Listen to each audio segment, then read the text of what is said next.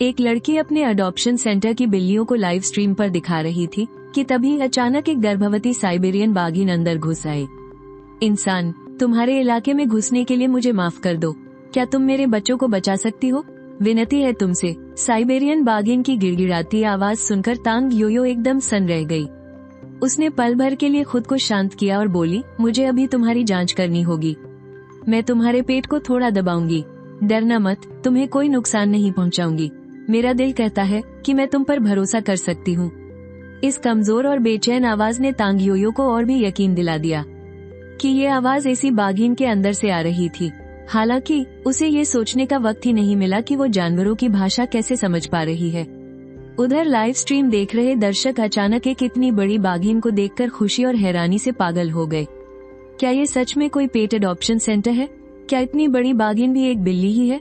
हमें पता था कि हमारी स्ट्रीमर बिल्लियों को संभालने में माहिर है, लेकिन कौन जानता था कि वो इतनी बड़ी बिल्ली को भी संभाल सकती है। दूसरी तरफ लगातार पेट को सहलाने और दबाने के बाद तांग योयो को इस बाघिन की हालत का अंदाजा हो गया था। उसके पेट में 2 बच्चे थे। शायद दाशिंगनलन के जंगलों में खूब शिकार मिलने की वजह से बच्चे आकार में थोड़े बड़े हो गए थे, जिसकी वजह से डिलीवरी में दिक्कत आ रही थी। अभी के लिए सबसे अच्छा रास्ता यही लग रहा था, लेकिन बाघिन के नीचे फैले खून को देखकर तांग योयो ने तुरंत अपना ये ख्याल दिमाग से निकाल दिया। ऐसे में दोनों बच्चों को तो सही सलामत निकाला जा सकता था, लेकिन बहुत मुमकिन था कि ये माँ जिंदा न बच पाए। उसके अडॉप्शन सेंटर में ऑपरेशन रूम तो था, लेकिन वहाँ बड़े रेस्क्यू सेंटर जैसी जानवरों के लिए ब्लड बैंक की सुविधा नहीं थी। और बाघिन की अभी की हालत देखते हुए ऐसा लग रहा था कि वो रेस्क्यू टीम के आने तक टिक नहीं पाएगी। उसे ऐसे ही बच्चों को जन्म देना होगा। क्या तुम अभी चल सकती हो? हाँ। उस बेहद कमजोर और दर्द भरी आवाज को सुनकर तांग योयो ने प्यार से उसका सिर सहलाया। फिर उसने अपनी पूरी ताकत लगाकर बाघिन को उठने में मदद की। इस इतने बड़े जानवर को चुपचाप अपने पीछे चलते देख तांग योयो के चेहरे पर थोड़ी सी खुशी और हैरानी झलक उठी। पहले उसे इस बात पर बिल्कुल यकीन नहीं था, लेकिन अब जब वो बाघिन के दिल की आवाज सुन पा रही थी तो दोनों के साथ मिलकर काम करने से कामयाबी की उम्मीद बहुत बढ़ गई थी। वक्त बहुत कम था, इसलिए तांग योयो को लाइव स्ट्रीम बंद करने का मौका ही नहीं मिला। वो बाघिन को सीधे बगल वाले ऑपरेशन रूम में ले गई। किसी बिल्ली या बाघिन की डिलीवरी कराना तांग योयो के लिए कोई नया काम नहीं था। आखिर इस अडॉप्शन सेंटर में आने वाली ज्यादातर आवारा बिल्लियां गर्भवती ही होती थीं। उसने सबसे पहले बाघिन के शरीर पर लगे खून को साफ किया। फिर वो उस माँ के पास बैठ गई और बोली, अब जब मैं कहूंगी कि जोर लगाओ तब तुम कोशिश करना। अगर बच्चे का थोड़ा सा हिस्सा भी बाहर आ गया तो मैं उसे सुरक्षित बाहर निकालने में तुम्हारी मदद करूंगी। उस बाघिन में अब बैठकर जोर लगाने की भी ताकत नहीं बची थी। उसने सहारे के लिए अपने पूरे शरीर को दीवार से सटा लिया था। तांग योयो अपने हाथों से बाघिन के सख्त होते पेट को लगातार दबा रही थी। ये तरीका उसने अस्पताल में इंटर्नशिप के दौरान एक बहुत ही अनुभवी डॉक्टर से सीखा था। उन जानवरों के लिए जिन्हें डिलीवरी में दिक्कत होती है, ये तकनीक उनकी काफी ताकत बचा सकती है। बस अब जोर लगाओ। तांग योयो के इतना चिल्लाते ही कांपते हुए शरीर के साथ बाघिन ने पूरी ताकत लगा दी ताकि उसका बच्चा बाहर आ सके। एक इंसान और एक जानवर की इस लगातार कोशिश के कुछ ही मिनटों बाद एक नन्हा सा बाघ का बच्चा तांग योयो के सामने था। माँ के शरीर से अभी अभी बाहर आया वो बच्चा बहुत ही नाजुक था। तांग योयो ने भी ज्यादा जोर नहीं लगाया। वो बहुत ही सावधानी से बाघिन के साथ मिलकर बच्चे को धीरे धीरे बाहर खींचने लगी। जैसे ही नन्हे बच्चे का शरीर माँ से पूरी तरह अलग हुआ, तांग योयो ने तुरंत बगल में रखी कैंची उठाई। उसने बच्चे के ऊपर लिपटी हुई झिल्ली को काटा और फिर उसके मुंह और नाक में फंसा हुआ पानी साफ किया। तांग योयो इन सब कामों में बहुत माहिर थी। जब उसने आखिरकार उस नन्ही सी जान को रोते हुए सुना तो उसका दिल खुशी से झूम उठा। तांग योयो ने तुरंत एक इंक्यूबेटर निकाला और बच्चे को उसके अंदर रख दिया। फिर उसने अलमारी से न्यूट्रिशन लिक्विड की 2 बोतलें निकालकर एक बर्तन में डाली। लो, थोड़ा पानी पी लो, इससे तुम्हें ताकत मिलेगी। अभी एक और बच्चे को आना है। माँ ने अपने टूटते हुए और कमजोर शरीर को हिम्मत देकर फिर से खड़ा किया। पलटकर वो बड़े बड़े घूंट भरकर न्यूट्रिशन लिक्विड पीने लगी। पानी पीने की आवाज सुनकर तांग योयो के हाथ लगातार बाघिन के पेट पर सहला रहे थे। दूसरे शावक का आकार पहले वाले से काफी छोटा था। अब चूंकि बड़ा वाला रास्ता नहीं रोक रहा है तो दूसरे वाले का बाहर आना मुश्किल नहीं होना चाहिए। बाघिन के न्यूट्रिशन लिक्विड पीने के बाद तांग योयो के लगातार दबाने से वो शावक सही पोजीशन में आ गया। चलो, बस एक बार और जोर लगाओ। तांग योयो ने बाघिन का सिर सहलाया और डिलीवरी करवाने के लिए पूरी तरह तैयार हो गई। एनर्जी वापस मिलने के बाद इस बार बाघिन में काफी ज्यादा ताकत थी। 5 मिनट से भी कम समय में नन्हा शावक भी इस दुनिया में सही सलामत आ गया। जल्दी से नन्हे बच्चे को साफ करने के बाद तांग योयो इंक्यूबेटर उठा लाई और उसे बाघिन के पास रख दिया। तुम अभी बहुत कमजोर हो, पहले आराम से सो जाओ। जब तुम उठोगी तो मैं तुम्हारे खाने के लिए कुछ ले आऊंगी। तुम्हारे बच्चों को अभी के लिए मैं दूध पिला देती हूँ, ठीक है ना? इंक्यूबेटर में अपने दोनों बच्चों को चैन से सोता हुआ देखकर बाघिन ने प्यार से अपना सिर तांग योयो से रगड़ने की कोशिश की। इंसान, तुम बहुत अच्छी हो। बाघिन की ये बात सुनकर तांग योयो के चेहरे पर एक प्यारी सी मुस्कान आ गई। लो, मैं तुम्हें थोड़ा साफ कर देती हूँ, तुम यहीं आराम करो। उसने एक साफ पट्टी से बाघिन को अच्छी तरह पोंछ दिया और फिर उसे एक कंबल उड़ा दिया। उस बड़ी सी बाघिन को चैन से आंखें मूंदते देखकर तांग योयो बहुत ही सावधानी से इंक्यूबेटर उठाकर अपने लाइव स्ट्रीम में वापस आ गई। उसने देखा कि लाइव स्ट्रीम में न जाने कब 10-12 लोगों से बढ़कर 50 से भी ज्यादा लोग जुड़ चुके थे। स्ट्रीमर वापस आ गई। क्या बाघिन ठीक है? क्या शावक पैदा हो गए? लाइव स्ट्रीम में लगातार आ रहे कमेंट्स को देखकर तांग योयो ने इंक्यूबेटर को कैमरे के सामने घुमाया। कुल 2 शावक हैं और दोनों ही बिल्कुल स्वस्थ हैं। ये गोल मटोल वाला पहला शावक है और ये थोड़ा दुबला वाला दूसरा है। अभी थोड़ी जल्दबाजी थी, इसलिए मुझे ठीक से जेंडर देखने का समय ही नहीं मिला। तो फिर इंतजार किस बात का है? जल्दी से देखो ना, जल्दी देखो। अगर ये जुड़वा भाई बहन हुए तो मजा ही आ जाएगा। लाइव स्ट्रीम के कमेंट्स देखकर तांग योयो को समझ नहीं आया कि वो हंसे या क्या कहे। थोड़ा सा इंतजार करो, मुझे पहले इनके लिए थोड़ा दूध बनाना है। बाघिन अभी बहुत कमजोर है, शायद अगले कुछ दिनों तक वो इन्हें अपना दूध न पिला पाए। तांग योयो ने अलमारी से बकरी के दूध के पाउडर का एक बड़ा डिब्बा निकाला और जल्दी से 2 बोतल दूध तैयार किया। फिर अपनी कलाई पर उसकी गर्माहट चेक की। जब तसल्ली हो गई कि दूध ज्यादा गर्म नहीं है, तो उसने बड़े वाले को इंक्यूबेटर से बाहर निकाला और उसकी बिना बालों वाली पूंछ उठाकर देखा। बड़ा वाला नर है। नन्हे बच्चे को मजे से दूध की बोतल पीते देखकर लाइव स्ट्रीम में देखने वालों की संख्या अचानक फिर से बढ़ गई। जल्दी से देखो, क्या दूसरा वाला मादा है? मैं तो जुड़वा भाई बहन देखने के लिए बेताब हूँ। क्या यही वो लाइव स्ट्रीम है जहाँ मजबूरी में साइबेरियन टाइगर की डिलीवरी करवाई गई है? चलो पहले इसे दूध पी लेने दो, अब हम दूसरे वाले को देखते हैं। तांग योयो ने फिर से इंक्यूबेटर में से दूसरे शावक को बाहर निकाला। उसकी पूंछ उठाकर देखा और बोली, ये भी नर ही है, जुड़वा भाई बहन नहीं है। उस नन्हे बच्चे को अपना छोटा सा मुंह बड़ा सा खोलते देखकर तांग योयो ने उसके मुंह में दूध की निप्पल लगा दी। उसी समय लाइव स्ट्रीम में कमेंट्स की बाढ़ सी आ गई। भले ही ये जुड़वा भाई बहन नहीं है, थोड़ा अफसोस तो है, लेकिन माँ और बच्चे सही सलामत हैं, यही सबसे अच्छी बात है। हाँ, बिल्कुल सही कहा। माँ और बच्चों का सुरक्षित होना किसी भी और चीज से ज्यादा जरूरी है। जब दोनों नन्हे बच्चे भरपेट दूध पी चुके तो तांग योयो ने उन दोनों को वापस इंक्यूबेटर में रख दिया। वैसे समय भी काफी हो चुका है, आज रात मुझे जल्दी सोना होगा। इन दोनों छोटों को हर 3 घंटे में दूध पिलाना है। मुझे तो लगता है कि आज रात सोने का बिल्कुल वक्त नहीं मिलेगा, इसलिए आज की लाइव स्ट्रीम यहीं खत्म करते हैं, कल फिर मिलेंगे। उसने हाथ बढ़ाकर लाइव स्ट्रीम बंद कर दी। तांग योयो अब 2 बिल्लियों पर यह आजमाना चाहती थी कि क्या वो वाकई जानवरों के दिल की आवाज सुन सकती है। क्या वो सिर्फ बाघों की आवाज सुन सकती है या सभी जानवरों की? तभी अचानक दरवाजे पर जोर जोर से खटखटाहट होने लगी। क्या तांग योयो अंदर है? हमें रिपोर्ट मिली है कि आपके यहाँ एक साइबेरियन बाघ घुस आया है। दरवाजे को लगभग टूटते हुए देखकर तांग योयो ने जल्दी से बाहर की तरफ आवाज लगाई। हाँ, मैं यही हूँ, खटखटाना बंद कीजिए, मैं बिल्कुल ठीक हूँ। दरवाजा खोलने के बाद बाहर कुछ पुलिस वाले पूरी तैयारी के साथ खड़े थे और घबराहट में इधर उधर देख रहे थे। कहाँ है साइबेरियन बाघ? किधर है वो? ये पहाड़ी शहर ग्रेटर खिंगन पहाड़ों के पास था। हालांकि यहाँ अक्सर जंगली जानवरों के दिखने की खबरें आती रहती थीं, लेकिन ज्यादातर जंगली सुअर या काले भालू ही होते थे। एक साइबेरियन बाघ का उनके इलाके में आना पुलिस वालों के लिए भी यह बिल्कुल पहला अनुभव था। अब सब ठीक है, उसने अभी अभी बच्चों को जन्म दिया है और वो ऊपर आराम कर रही है। क्या आप लोग उसे देखना चाहते हैं? ये सुनकर दोनों पुलिस वालों ने एक दूसरे की तरफ देखा और फिर एकदम चुप हो गए।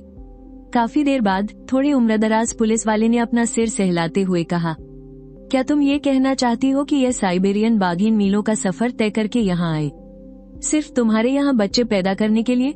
मुझे भी बहुत हैरानी हो रही है, लेकिन सच यही है, तभी एक और आवाज गूंजी, सुनिए, चूंकि इस बाघिन ने कोई नुकसान नहीं पहुंचाया है तो आगे का काम आप हम पर छोड़ दीजिए।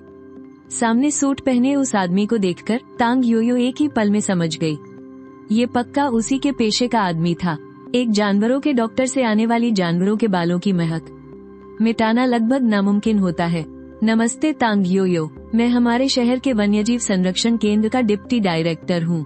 मेरा नाम चेन है। नमस्ते मिस्टर चेन, आप इसके साथ क्या करने का सोच रहे हैं? वैसे तो अडॉप्शन सेंटर और रेस्क्यू सेंटर के नाम एक जैसे लगते हैं, लेकिन असल में दोनों बिल्कुल अलग विभाग होते हैं। अडॉप्शन सेंटर सिर्फ पालतू कुत्तों और बिल्लियों के लिए होते हैं, जबकि रेस्क्यू सेंटर हमेशा संरक्षित जंगली जानवरों के साथ काम करते हैं। इसकी तुलना में संरक्षण केंद्र की जिम्मेदारी कहीं ज्यादा बड़ी होती है। बात यह है कि नियमों के मुताबिक हम इस साइबेरियन बाघिन की देखभाल करेंगे और जब ये जंगल में छोड़ने लायक हो जाएगी तो इसे किसी सही जगह पर आजाद कर देंगे।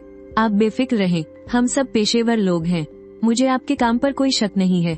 बस दिक्कत यह है कि आप इस बाघिन को अपने साथ नहीं ले जा सकते। तुम्हारा क्या मतलब है? वो अभी बहुत ज्यादा कमजोर है। उसे बच्चे पैदा किए अभी 1 घंटा भी नहीं हुआ है। बाहर का मौसम देखते हुए अगर वो इस कमरे से बाहर गई तो बहुत बुरी तरह बीमार पड़ जाएगी। इतना कहकर तांग योयो एक पल के लिए रुकी। उसके लहजे में थोड़ी सी माफी का भाव था। और दूसरी बात, वो 2 छोटे बच्चे हैं। मैं उन्हें पहली बार बकरी के दूध का पाउडर पिला चुकी हूँ। अगर आप उन्हें अभी ले गए मुझे डर है कि वो खाना पीना छोड़ देंगे। जंगली जानवर पालतू कुत्तों बिल्लियों जैसे नहीं होते। उन्हें लगता है कि जो दूध उन्होंने पहली बार पिया वही उनकी माँ का दूध है। इसलिए तांग योयो ने जानबूझकर उन्हें सबसे बड़े डिब्बे वाला दूध पिलाया था, ताकि खत्म होने के बाद कोई और स्वाद देने पर वे भूखे न रह जाएं।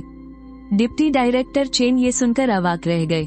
फिर पीछे मुड़कर सफेद कोट पहने एक आदमी को देखा जो शायद अभी अभी पहुंचा था। उसकी सांसें अभी भी थोड़ी फूली हुई थी। हाँ बिल्कुल, इस समय चाहे बकरी का दूध बदलना हो या इन्हें यहाँ से ले जाना हो, दोनों के ही बहुत बुरे अंजाम हो सकते हैं। कुछ देर तक एकदम सन्नाटा छाए रहने के बाद डायरेक्टर चेन ने गहरी सांस ली। एक काम करो, तुम मुझे पहले शावकों और बाघिन की हालत दिखाओ। अगर ये पक्का हो गया कि इन्हें नहीं ले जाया जा सकता तो हम कोई और रास्ता निकालेंगे। ठीक है, कृपया मेरे साथ आइए। 2 गार्ड अंकल के साथ वे सब अडॉप्शन सेंटर की पहली मंजिल के हॉल में पहुंचे। तांग योयो ने इंक्यूबेटर में रखे बच्चों को डायरेक्टर चेन को दिखाया, फिर पास रखी दूध की बोतल की तरफ इशारा करते हुए बोली, इन्हें 10 मिनट पहले ही दूध पिलाया है। सफेद कोट वाले उस आदमी ने अपने चश्मे से छोटे बाघों को बहुत ध्यान से देखा, फिर सफेद दस्ताने पहनकर उनकी बहुत बारीकी से जांच करने लगा। इसी बीच डिप्टी डायरेक्टर चेन ने तांग योयो को समझाना शुरू किया।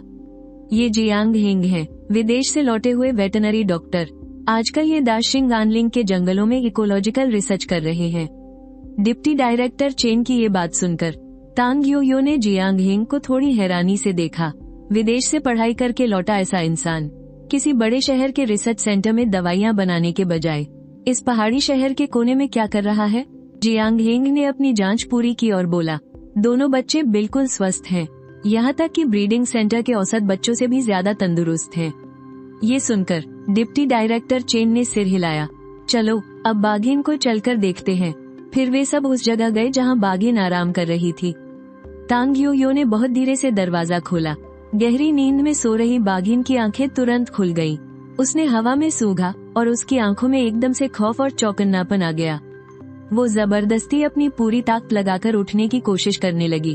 अरे कोई बात नहीं, सब अपने ही लोग हैं, कोई खतरा नहीं है। तांग योयो तेजी से आगे बढ़ी और उठने की कोशिश कर रही बाघिन को प्यार से वापस सुला दिया।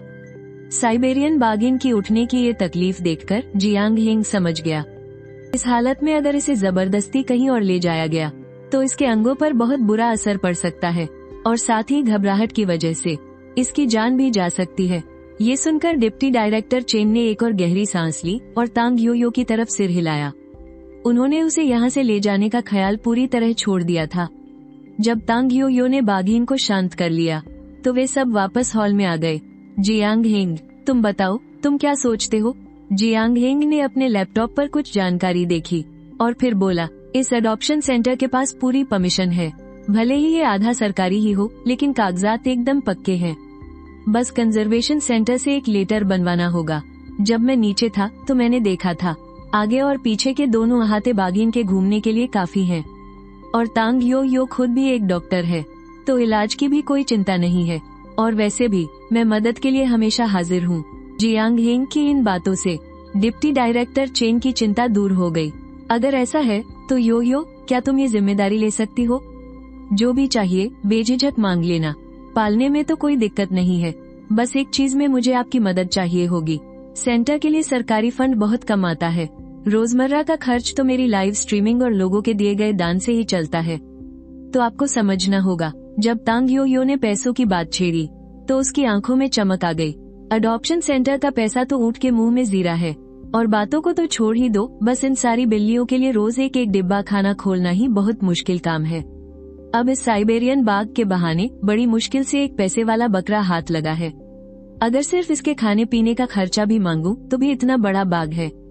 दिन के 500 रुपये मांगना कोई बड़ी बात तो नहीं है ना। ये सुनकर कि मामला सिर्फ पैसों का है, वाइस डायरेक्टर चेन पहले तो थोड़े हैरान हुए, लेकिन फिर पूरी तरह से शांत हो गए। अगर ऐसी बात है तो हम तुम्हें 1 लाख रुपए का फंड देंगे, ताकि तुम इस महीने इस साइबेरियन बाघ की अच्छे से देखभाल कर सको। अगर ये कम पड़े तो किसी भी वक्त मेरे पास आ जाना। 1 लाख, इतनी बड़ी रकम सुनकर तांग योयो की सांसें तेज हो गई। सच में 1 लाख? रेस्क्यू सेंटर के पास फंड की कोई कमी नहीं है, और हमारे हिसाब से एक साइबेरियन बाघ के खाने का खर्चा महीने का 80,000 रुपये होता है, और तुम्हारे पास तो बाघ के 2 बच्चे भी हैं। ये सुनकर तांग योयो ने राहत की सांस ली। अगर पूरे पैसे मिल जाएं, तो मैं पक्का इन्हें खूब खिला पिलाकर गोल मटोल कर दूंगी। तांग योयो की बात खत्म होते ही बगल में बैठे जियांग हेंग तुरंत खड़े हो गए। वाइस डायरेक्टर चेन, मैं इस अडॉप्शन सेंटर में अपना रिसर्च का काम जारी रखने की परमिशन चाहता हूँ। ये तीनों साइबेरियन बाघ मेरी रिसर्च के लिए बहुत जरूरी हैं। कमरे में अचानक सन्नाटा छा गया। सबकी नजरें जियांग हेंग पर टिक गई। वाइस डायरेक्टर चेन को इतनी अजीब शर्मिंदगी महसूस हुई कि जैसे वो जमीन में गड़ जाना चाहते हो। सुनो जियांग, ये अडॉप्शन सेंटर हमारे अंडर काम नहीं करता है, और ऊपर से मिस तांग यहाँ अकेली रहती हैं। तुम्हारा यहाँ रहना ठीक नहीं होगा। फिर वाइस डायरेक्टर चेन ने झेपते हुए तांग योयो को समझाया, जियांग अपना ज्यादातर वक्त लैब में ही बिताता है। इसे लोगों से बात करने की ज्यादा तमीज नहीं है, इसलिए बिना सोचे समझे कुछ भी बोल देता है। प्लीज तुम इसकी बातों का बुरा मत मानना। तांग योयो भी समझ गई कि ये एकदम टिपिकल साइंस वाला लड़का है, जिसके दिमाग में सिर्फ अपनी रिसर्च चलती रहती है। कोई बात नहीं, कोई बात नहीं, मैं समझ सकती हूँ। खुद को इतने सारे पैसे देने वाले बड़े क्लाइंट के सामने तांग योयो चाहकर भी गुस्सा नहीं कर सकती थी। मैं एक गारंटी लेटर लिख कर दे सकता हूँ। अचानक आई इस आवाज ने बड़ी मुश्किल से नॉर्मल हुए वाइस डायरेक्टर चेन को फिर से अजीब स्थिति में डाल दिया। जियांग, इस बारे में हम वापस जाकर बात करेंगे। जियांग हेंग को लगा कि वाइस डायरेक्टर चेन उसकी बात नहीं समझेंगे, तो उसने पलटकर तांग योयो की तरफ देखा। मिस तांग, प्लीज मेरी मदद कीजिए, ये रिसर्च मेरे लिए बहुत जरूरी है। जियांग हेंग की आंखों में वो तड़प देखकर तांग योयो कुछ पल के लिए हिचकिचाई। क्या मैं तुम्हारी रिसर्च देख सकती हूँ? हाँ बिल्कुल। जियांग हेंग ने तुरंत अपना लैपटॉप खोला। ये मेरी रिसर्च की रूपरेखा और मकसद है। अभी मुझे जिस चीज की सबसे ज्यादा जरूरत है वो है डिलीवरी के बाद माँ और बच्चों के बर्ताव को ऑब्जर्व करना। पिंजरे में पले ज्यादातर जानवर बच्चे पैदा करने की इच्छा खो देते हैं। अगर किसी जंगली जानवर को इंसानों के पास आने के पहले दिन से ही देखा जाए, तभी हमें बिल्कुल सही और सटीक डेटा मिल सकता है।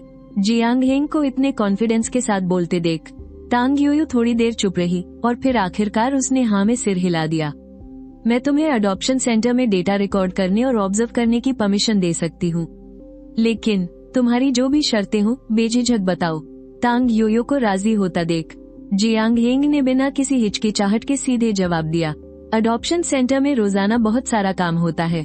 अगर तुम यहाँ रुकना चाहते हो तो तुम्हें काम में मेरा हाथ बटाना होगा। कोई बात नहीं, ये तो मेरा फर्ज है। और हाँ, जहाँ तक खाने के खर्च की बात है वो मैं रोजाना दे दिया करूँगा। बस मुझे डेटा रिकॉर्ड करने देना। जियांग हेंग के साथ थोड़ी बातचीत करने के बाद तांग योयो को समझ आ गया कि इस अजीब इंसान के दिमाग में प्रयोगों के अलावा और कुछ चलता ही नहीं है। चलो ठीक है, मुझे मंजूर है। बहुत बहुत शुक्रिया तांग जी।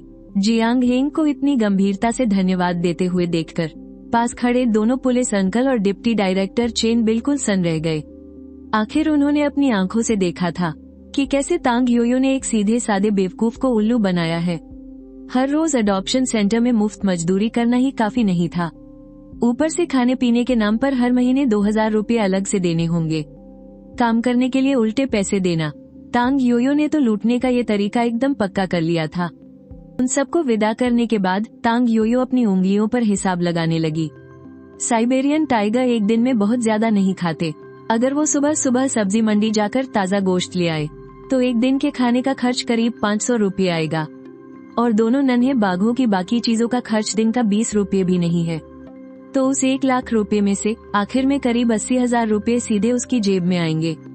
दोनों नन्हे बाघों को फिर से दूध पिलाने के बाद तांग योयो ने पिंजरे से एक सफेद बिल्ली को बाहर निकाला। क्या तुम मेरी बात समझ सकती हो? म्याऊं। उसकी बेवकूफों जैसी शक्ल देखकर तांग योयो ने चुपचाप उसे वापस पिंजरे में डाल दिया। चारों तरफ नजर दौड़ाने के बाद उसकी निगाहें कुछ दिन पहले बचाकर लाई गई एक धारीदार बिल्ली पर टिक गई। इस बिल्ली को एक कॉलोनी के वेंटिलेशन शाफ्ट से रेस्क्यू किया गया था, जो यूं तो बहुत आलसी रहती थी पर खाना देखते ही सबसे ज्यादा फुर्तीली हो जाती थी। तांग योयो को लगा कि ये वाली थोड़ी तो समझदार होगी। इस बार जैसे ही उसने बिल्ली के सिर पर हाथ फेरा, अचानक उसे बिल्ली की बड़बड़ाहट सुनाई दी। ये दुष्ट इंसान, मेरी बेचारी मर्दांगी, दुष्ट इंसान। म्याऊं। अब मैं आगे चलकर प्यारी प्यारी बिल्लियों को क्या मुंह दिखाऊंगा, और ये दुष्ट इंसान मुझे सहलाई जा रही है। चलो थोड़ा नाटक कर लेता हूँ, शायद कुछ बढ़िया खाने को मिल जाए। म्याऊं। बिल्ली की उस मीठी और चालाक आवाज ने तांग योयो को फिर से कुछ देर के लिए सुन्न कर दिया। उसने यूं ही उबले हुए चिकन का एक टुकड़ा उसे थमाया और अपने अगले प्रयोग के लिए जानवर ढूंढने लगी। 1 घंटे से भी ज्यादा की इस चेकिंग के बाद तांग योयो को अपनी इस नई जादुई ताकत के बारे में काफी कुछ समझ आ गया था। जो जानवर थोड़े समझदार थे उनसे अच्छे से बातचीत हो सकती थी, लेकिन ज्यादातर जानवर बस टूटी फूटी भाषा में ही अपनी बात समझा पाते थे। कुछ तो इतने बुद्धू थे कि उन्हें बोलना तक नहीं आता था, और इनमें सबसे ज्यादा तादाद उन काली सफेद बिल्लियों की थी। अपनी ताकत को अच्छे से समझने के बाद तांग योयो उबासी लेते हुए अपनी रजाई में घुस गई। वो रात उसके लिए किसी भयानक सजा जैसी थी। हर 3 घंटे में उसे उठकर दोनों नन्हे बच्चों को दूध जो पिलाना पड़ता था। चैन की नींद सोना तो जैसे नामुमकिन ही था। सुबह के अलार्म और दर्जन भर बिल्लियों की म्याऊं म्याऊं के शोर के साथ तांग योयो उबासी लेते हुए नीचे ग्राउंड फ्लोर पर आए और दोनों नन्हे बच्चों को इंक्यूबेटर से बाहर निकाला। उनके शरीर पर उग रहे उन छोटे छोटे मुलायम बालों को देखकर वो खुद को रोक ही नहीं पाई और प्यार से उन पर हाथ फेरने लगी, अपनी हथेलियों पर उस मखमली एहसास को महसूस करते हुए। तांग योयो ने ताज़ा बकरी के दूध की 2 बोतलें बनाई और उन दोनों नन्हे शैतानों के मुंह में लगा दी। भी वो सोच ही रही थी कि सुबह नाश्ते में क्या खाए, तभी बाहर दरवाजे से जियांग हेंग की आवाज गूंज उठी। तांग जी, क्या आप अंदर हैं? उसकी आवाज सुनते ही तांग योयो की आंखें चमक उठी। अगर हिसाब से देखा जाए तो जियांग हेंग इतनी सुबह सुबह आया है तो पक्का मेरे लिए नाश्ता लेकर आया होगा। ये सोचते ही उसने झट से दरवाजा खोला, लेकिन सामने जियांग हेंग खड़ा था, जिसके हाथों में एक लैपटॉप और कुछ फाइलों का गट्ठर था। तांग योयो ने एक गहरी सांस ली। मुझे यही उम्मीद थी। इस बेवकूफ इंसान से किसी भी समझदारी की उम्मीद करना ही बेकार है। नाश्ता कर लिया तुमने? नहीं किया। अरे हाँ, ये लो मेरे खाने के पैसे। जियांग हेंग के हाथ में थमाए गए उस लिफाफे को देखते हुए तांग योयो के मन में उठी थोड़ी सी नाराजगी पल भर में गायब हो गई। मैं अब बाघिन को खाना खिलाने जा रही हूँ, क्या तुम भी साथ चलोगे? बाघिन को खाना खिलाने की बात सुनकर जियांग हेंग की आंखें तुरंत चमक उठी। दोनों उस कमरे में गए जहाँ बाघिन आराम कर रही थी और उसकी आंखों में थकान साफ दिख रही थी। तांग योयो ने 2 मुर्गियां और मटन का एक टुकड़ा उसके सामने रखा। क्या शरीर में कहीं कोई तकलीफ है? मैं अब काफी बेहतर हूँ, तुम्हारा शुक्रिया। रात भर के आराम से बाघिन की ताकत थोड़ी लौटाई थी। उसने अपना सिर तांग योयो से रगड़ा और जवाब दिया, ये तुम्हारे लिए खाना है, कोशिश करना कि ये पूरा खत्म हो जाए। इतना सारा गोश्त? तांग योयो के खोले हुए थैले को देखते हुए बाघिन की आंखें हैरानी से बड़ी हो गईं। तुम इंसानों के शिकार करने का तरीका सच में बहुत कमाल का है। बाघिन की ये तारीफ सुनकर तांग योयो ने मुस्कुराते हुए उसके थोड़े सख्त सिर को प्यार से सहलाया। जल्दी से खा लो, पेट भर जाएगा तो तुम्हें बाहर धूप सेंकने ले चलूंगी और तुम अपने बच्चों के साथ भी थोड़ा वक्त बिता पाओगी। शुक्रिया इंसान। बाघिन की आंखों से छलकते हुए आंसुओं को देखकर पास ही नोट्स बना रहे जियांग हेंग का पेन भी अचानक रुक गया। क्या ये हमारी बात समझ सकती है? इस सवाल पर तांग योयो ने मुड़कर देखा। बिल्कुल समझ सकती है। बहुत सारे जानवर इंसानों की बातें समझ लेते हैं, लेकिन इंसानों के लिए उनके हाव भाव समझना मुश्किल होता है। जानवरों की बातचीत अक्सर खुशबू और गंध पर टिकी होती है, और उनके हाव भाव भी तो हम इंसानों ने उन्हें करीब से देखकर ही समझे हैं। जरूरी नहीं कि वो हमेशा सही हो। तांग योयो की इन बातों ने जियांग हेंग के लिए एक नई ही दुनिया के दरवाजे खोल दिए। उसकी नजरें बाघिन और तांग योयो के बीच ही घूम रही थी। तो क्या मैं इसके पेट को छूकर देख सकता हूँ? अगर मैं खुद महसूस करूँ तो डेटा और भी सटीक होगा। ये सुनकर तांग योयो ने बाघिन की तरफ देखा। क्या तुम्हें ऐतराज तो नहीं? बाघिन ने जियांग हेंग को थोड़ी चौकन्नी नजरों से देखा। कुछ पल बाद उसने अपनी रजामंदी दे दी। हाँ, तुम छू सकते हो। ये मान गई है, लेकिन बस थोड़ी देर के लिए ही, ठीक है?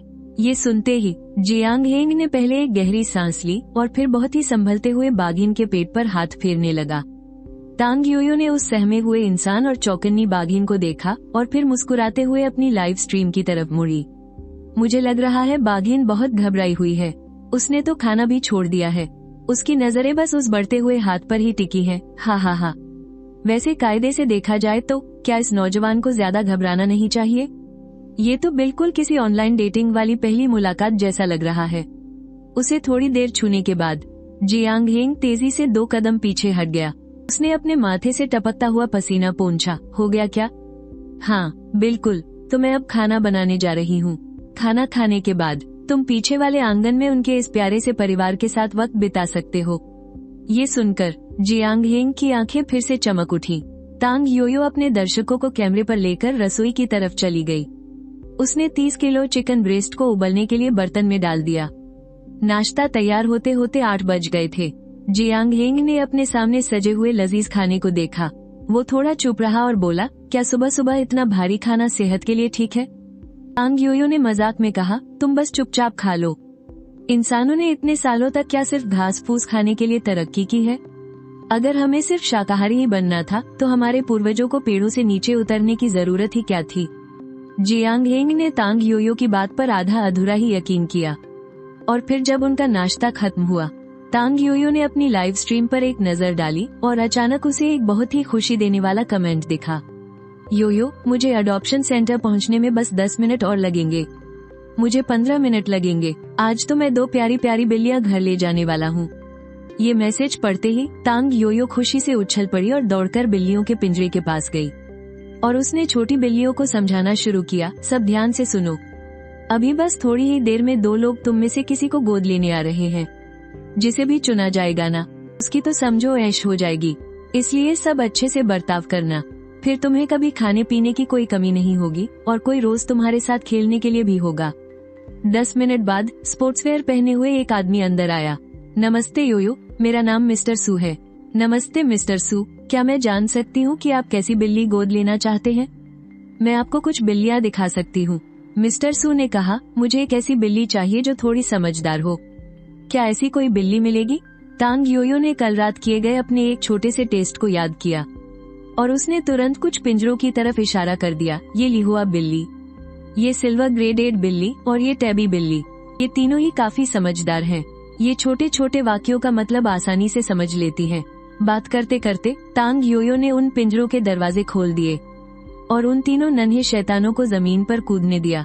चूंकि ये बिल्लियां पहले सड़कों पर धक्के खा चुकी थीं, इसलिए उन्हें इंसानों के साथ आराम से रहने और बाहर सड़क पर जिंदा बचने की जद्दोजहद के बीच का फर्क बहुत अच्छे से पता था। और सबसे बड़ी बात तो ये थी कि तांग योयो ने उनके दिमाग में ये बात अच्छे से बिठा दी थी कि किसी इंसान के साथ घर जाना कितनी बड़ी खुशकिस्मती होती है। तीनों बिल्लियां तुरंत मिस्टर सू के पास आ गईं और प्यार से उनके पैरों पर अपना शरीर रगड़ने लगी। मिस्टर सू ने थोड़ी देर तक तीनों को ध्यान से देखा और फिर सबसे बड़ी सिल्वर ग्रेडेड बिल्ली को गोद में उठा लिया। फिर उन्होंने मुस्कुराते हुए तांग योयो की तरफ सिर हिलाया और बोले, मैं इसे ही ले जाऊंगा। ये सुनते ही जो लिहुआ और टैबी बिल्ली अभी तक इतने प्यार से नखरे दिखा रही थी, वो तुरंत मुंह फेरकर वहां से चली गई और तांग योयो को दबी दबी आवाज में उन दोनों की बड़बड़ाहट भी सुनाई दे रही थी। भला वो मोटी बिल्ली मुझसे ज्यादा खूबसूरत कैसे हो सकती है? ना बाबा ना, इस आदमी की पसंद तो एकदम बकवास है। इसके घर तो मैं बिल्कुल नहीं जाने वाली। हाँ, बिल्कुल सही कहा। वो मोटी तो जाकर इसके घर का सारा खाना ही चट कर जाएगी। जब पसंद ही इतनी घटिया है तो यहाँ मालिक चुनने क्यों आया था? तांग योयो ने एक गहरी सांस ली और उन दोनों बड़बड़ाती बिल्लियों को अनदेखा करते हुए बोली, मिस्टर सू, ये अडॉप्शन का एग्रीमेंट है, आपको इस पर साइन करना होगा। हम बीच बीच में ये देखने भी आएंगे कि बिल्ली ठीक से रह रही है या नहीं। जब मिस्टर सू ने साइन कर दिए, तब तांग योयो ने अलमारी से एक कैट करिया और ताज़ा कैट फूड का एक पैकेट निकालकर उन्हें दे दिया। उसके अडॉप्शन सेंटर का सबसे बड़ा मकसद ही इन बेघर बिल्लियों के लिए एक अच्छा और प्यारा घर ढूंढना था। अगर कोई खुशी खुशी बिल्ली गोद लेता था तो वो कैट करिया और खाना अपनी तरफ से मुफ्त में देती थी। इसके लिए उन्हें कोई पैसा नहीं देना पड़ता था। बिल्ली गोद लेने वाले को विदा करने के बाद तांग योयो मादा टैबी बिल्ली और उसके 2 बच्चों को लेकर पीछे वाले आंगन में आ गई। सेंटर का ये आंगन काफी बड़ा था। इसके चारों तरफ बांस की बाउंड्री बनी हुई थी। एक दर्शक ने कमेंट किया, वाह, आंगन तो बहुत बड़ा है। अगर मैं यहाँ एक कुर्सी लगा लूं तो पूरा दिन बिल्ली को गोद में लेकर आराम से लेट सकता हूँ। स्ट्रीमर, आप बिल्लियों को बाहर धूप सेंकने के लिए क्यों नहीं छोड़ देती? तांग योयो ने कमेंट्स की तरफ देखा और समझाते हुए बोली, शुरू में मेरा भी यही प्लान था कि मैं इसे बिल्लियों का एक प्लेग्राउंड बनाऊंगी जहाँ वो आराम से धूप सेक सके और खेल सके। लेकिन दिक्कत ये है कि इनमें से ज्यादातर बिल्लियां सड़क से आई हैं। जब ये सब एक साथ जमा होती हैं, तो इनके बीच बहुत जल्दी लड़ाई हो जाती है। 2-3 बार ऐसा होने के बाद मुझे ये आइडिया छोड़ना पड़ा। और फिर तांग योयो उस बाघिन के सहारे बैठ गई। कैसा लग रहा है? बहुत आराम मिल रहा है। अगर मैं आगे से यहीं रहना चाहूँ तो इसके बदले मुझे क्या चुकाना होगा? बाघिन के इस उम्मीद भरे सवाल को सुनकर तांग योयो कुछ पल के लिए शांत रही और अपने लाइव कैमरे को एक तरफ रख दिया। क्या हुआ? क्या अब जंगल वापस जाने का मन नहीं है? बाघिन ने अपने बैठने का तरीका थोड़ा बदला ताकि तांग योयो और भी आराम से टिक कर बैठ सके। जंगल में अब शिकार बहुत कम बचा है। अगर मैं अपने बच्चों के साथ वहाँ लौटी तो हम ज्यादा दिन जिंदा नहीं रह पाएंगे। दाश शिंगेनलिंग पहाड़ियों में खाने पीने की कमी के बारे में तो सब जानते थे, लेकिन तांग योयो ने सपने में भी नहीं सोचा था कि अब साइबेरियन बाघों को भी भूखा रहना पड़ रहा है। रुको, मैं कोई रास्ता निकालती हूँ। इस बड़ी बाघिन और इसके 2 बच्चों को यहाँ रोकने का कोई तो मौका जरूर मिलेगा। उसके लिए ये सच में बहुत मुश्किल था। आखिरकार यह एक अडॉप्शन सेंटर था, कोई वाइल्ड लाइफ सेंचुरी नहीं। उसके पास जंगली जानवरों को अकेले संभालने का लाइसेंस भी नहीं था। तांग योयो ने दूर खड़े जियांग हिंग की तरफ देखा, जो अपनी डायरी में कुछ लिख रहा था। वो अपनी ठुड्डी खुजलाते हुए कोई तरकीब सोचने लगी। वहाँ एकदम सन्नाटा छा गया था, लेकिन लाइव स्ट्रीम पर तो जैसे हड़कंप मच गया था। अरे भाई, क्या वो सच में उस खूंखार बाघिन पर ऐसे ही टिक कर बैठ गई? क्या साइबेरियन बाघ इतने शांत स्वभाव के होते हैं? मैंने तो कुछ और ही सोच रखा था। तांग योयो अभी सोच ही रही थी कि तभी उसे बाघिन की तरफ से एक आवाज सुनाई दी।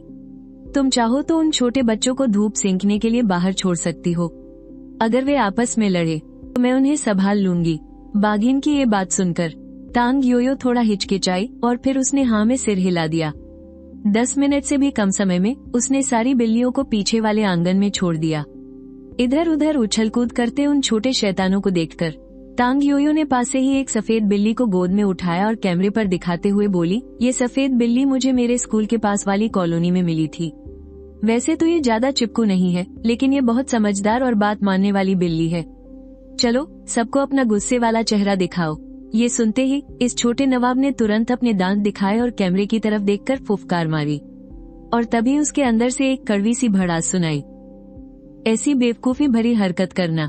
ये सुनकर तांग योयो ने माहौल पल भर के लिए शांत हो गया और उसने चुपचाप उसे जमीन पर रख दिया। चलो, अब अगली छोटी सफेद बिल्ली को देखते हैं। कितनी प्यारी है ना? तांग योयो ने फिर एक गोल मटोल सी ब्लू कैट को गोद में उठा लिया। इस बिल्ली को 3 महीने पहले उस भारी बारिश के दौरान बचाया गया था। तब ये बेचारी तो सूखकर कांटा हो गई थी। अगर इसकी किस्मत अच्छी न होती तो पक्का पाइप में ही डूबकर मर जाती। इसका स्वभाव बहुत ही शांत है। वैसे भी खाने के अलावा इसका ज्यादातर समय सोने में ही बीतता है। अगर आपके पास ज्यादा वक्त नहीं है तो ये गोल मटोल बिल्ली आपके लिए एकदम सही रहेगी। लाइव स्ट्रीम में आ रहे ढेरों कमेंट्स के बीच तांग योयो ने उसके गोल मटोल पेट को सहलाया। जब उसने देखा कि कोई भी मजाक नहीं उड़ा रहा है, तब जाकर उसने संतुष्टि से सिर हिलाया। तांग योयो के अडॉप्शन सेंटर में 70 से ज्यादा बिल्लियां हैं। उसकी लाइव स्ट्रीम में कोई गिफ्ट का ऑप्शन नहीं है, बस एक डोनेशन का बटन है। आम दिनों में पूरा दिन स्ट्रीम करने पर भी 30-40 का ही डोनेशन आता था, लेकिन इस साइबेरियन बाघ के आने के बाद महज एक सुबह में ही उसने देखा कि अकाउंट में 100 रुपये से ज्यादा का डोनेशन आ चुका है। हालांकि कुछ स्ट्रीमर्स के लिए ये रकम बहुत ही मामूली हो सकती है, लेकिन अडॉप्शन सेंटर के इन प्यारे बच्चों के लिए उनकी एक वक्त की बढ़िया दावत के लिए ये काफी है। जब वो लाइव स्ट्रीम के दर्शकों को एक एक करके बिल्लियों के बारे में बता ही रही थी, तभी अचानक कोने से एक बिल्ली की तेज और तीखी आवाज गूंज उठी। नजरें घुमाते ही दिखा कि 2 ब्लैक एंड व्हाइट बिल्लियां अपनी पूरी गैंग के साथ टेबी बिल्लियों के झुंड से भिड़ने को तैयार खड़ी हैं। पास ही बैठी बाघिन। पहाड़ों और जंगलों को कंपा देने वाली एक जोरदार दहाड़ गूंज उठी। वो साइबेरियन बाघ की एक खौफनाक दहाड़ थी, जिसने पल भर में उन बड़बड़ाती हुई बिल्लियों को एकदम चुप करा दिया। एक एक करके सबने डरे हुए चेहरों से बाघिन की तरफ देखा। बाप रे, कितनी खतरनाक है, कोई बहुत बड़ा आ गया है। भाइयों, भागो यहाँ से, इससे तो जीत ही नहीं सकते। खिसक लो, जल्दी खिसक लो। दूर से आती उन आवाजों को सुनकर और उन छोटी बिल्लियों को बिल्कुल शांत देखकर तांग योयो ने खुशी से साइबेरियन बाघ के सिर को सहलाया। तुमने तो कमाल कर दिया, तुम्हारी मदद कर पाई, बस यही काफी है। बाघिन ने अपने छोटे बच्चे को प्यार से सीने से लगा लिया और अपनी जीभ से दोनों छोटे बच्चों के बाल साफ करने लगी। तांग योयो मुस्कुराई। सच में खून का ये खौफ ही हमेशा सबसे बढ़िया काम करता है। इससे पहले कि तांग योयो उन मजेदार कमेंट्स को पढ़ पाती, अचानक एक फोन जोर जोर से बजने लगा। फोन से एक घबराई हुई सी आवाज आई। हेलो, क्या ये अडॉप्शन सेंटर है? हाँ जी, बिल्कुल, बताइए, मैं आपकी क्या मदद कर सकती हूँ? मैं यूनिवर्सिटी के पास वाले अपार्टमेंट की मकान मालकिन बोल रही हूँ। यहाँ 2 स्टूडेंट्स अपना कमरा छोड़कर चले गए हैं और अपनी बिल्लियों को यहीं छोड़ गए हैं। क्या आप लोग आकर इन्हें ले जा सकते हैं? जी बिल्कुल। वो कुल कितनी बिल्लियाँ हैं? 2 हैं और दोनों रैगडॉल बिल्लियाँ हैं। ठीक है, आप मुझे वहाँ की लोकेशन भेज दीजिए, मैं अभी निकलती हूँ। जानवरों को बचाने के ऐसे काम अक्सर अचानक ही आ जाते हैं। लाइव स्ट्रीम देखने वाले पुराने लोग तो इस बात से बहुत अच्छे से वाकिफ थे। फिर से कॉलेज के बच्चे। जब भी ऐसा देखती हूँ तो दिल बहुत दुखता है। यार, अगर पाल नहीं सकते तो लाते ही क्यों हो? पालने के बाद ऐसे छोड़ क्यों देते हैं? मैं तो 1 साल से बिल्ली पालने के लिए तरस रहा हूँ, लेकिन नौकरी पक्की नहीं है ना, इसलिए हिम्मत नहीं हुई। मैं नहीं चाहता कि मेरे साथ वो बेजुबान भी धक्के खाए, और यहाँ लोग बिल्लियों को ऐसे ही फेंक कर जा रहे हैं। लाइव स्ट्रीम में लोगों का ऐसा गुस्सा देखकर तांग योयो ने भी एक गहरी सांस छोड़ी और फिर बाघिन की तरफ देखा और प्यार से बोली, जरा इन छोटी बिल्लियों का ध्यान रखना, ठीक है? अगर बच्चों को दूध पीना होना तो उस तरफ जो लकड़ी का पुतला है उसके पास चली जाना। तांग योयो की बात सुनकर बाघिन ने भी अपना सिर प्यार से उसके शरीर से रगड़ा। इसके बाद तांग योयो ने जियांग हेंग को भी काम समझाना शुरू किया। मैं अभी रेस्क्यू के लिए निकल रही हूँ। छोटे बाघ के पीने के लिए बकरी का दूध इंक्यूबेटर में रखा है, हर 3 घंटे में एक बार पिलाना याद रखना। फिर उसने ग्राउंड फ्लोर के कमरे में रखी अलमारी की तरफ इशारा किया। और हाँ, अगर कोई गोद लेने वाला आए तो उनसे एग्रीमेंट साइन करवाना मत भूलना। सब कुछ अच्छे से समझाने के बाद तांग योयो ने तेजी से गाड़ी निकाली और उस लोकेशन की तरफ निकल पड़ी। आधे घंटे बाद उसकी गाड़ी एक रिहायशी इलाके के गेट पर जाकर रुकी। तांग योयो ने मकान मालकिन को फोन मिलाया। थोड़ी सी बातचीत के बाद एक औरत दूर से हाथ में पेट करियल आती हुई दिखाई दी और साथ ही उसकी बड़बड़ाहट भी सुनाई दे रही थी।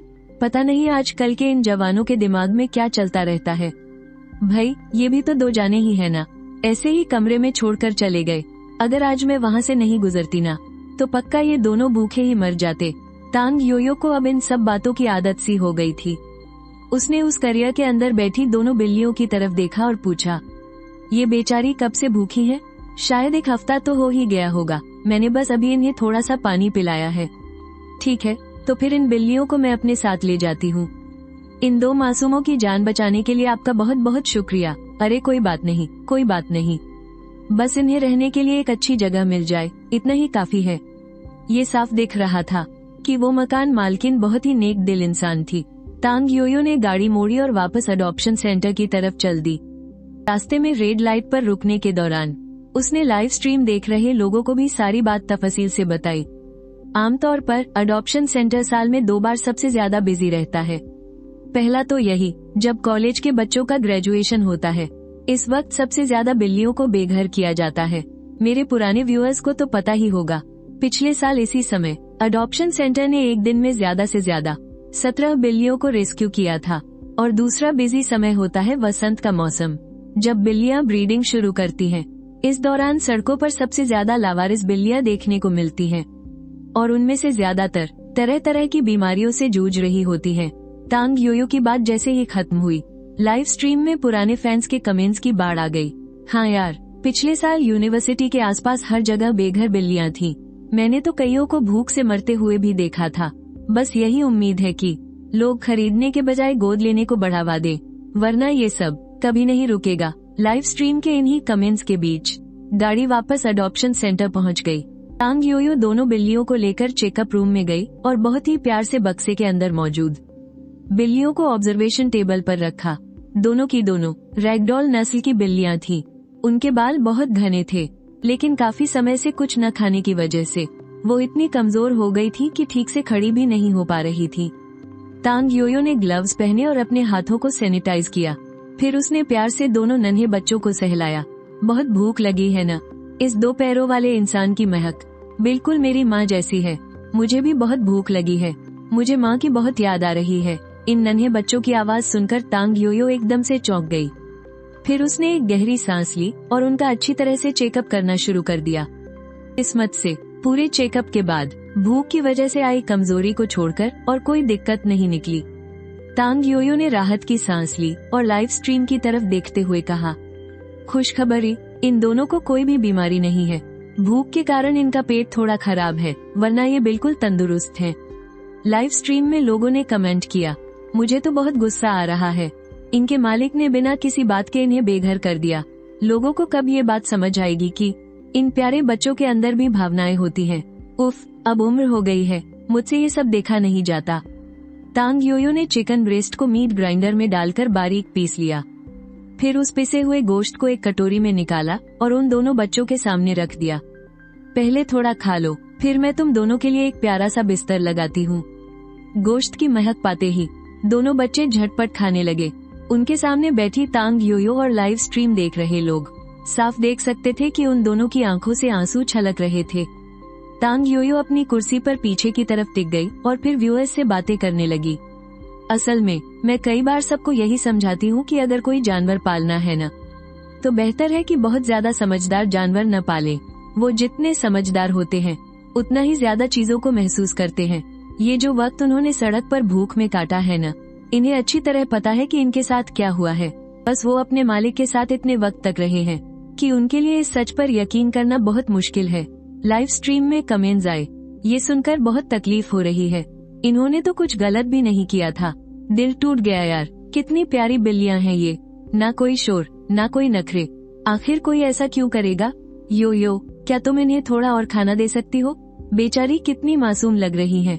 तांग योयो ने देखा कि दोनों बच्चे खाना खत्म करने के बाद ऑब्जर्वेशन टेबल पर ही लेट गए। उसने प्यार से उनके सिर पर हाथ फेरा।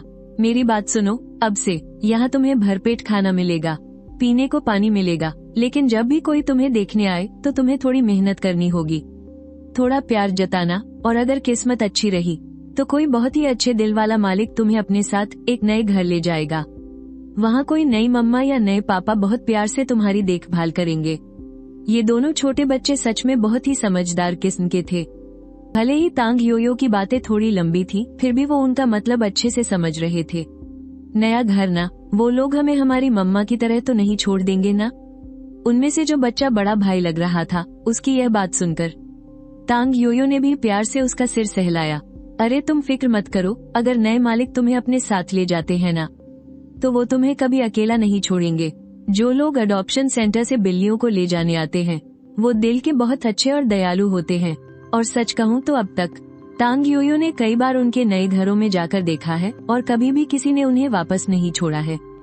उन दोनों बच्चों को गोद में उठाए हुए वो पीछे वाले आंगन में आई और उन्हें घास पर छोड़ दिया ताकि वो थोड़ी धूप सेक सके और अपने बाकी दोस्तों की महक को भी पहचान सके।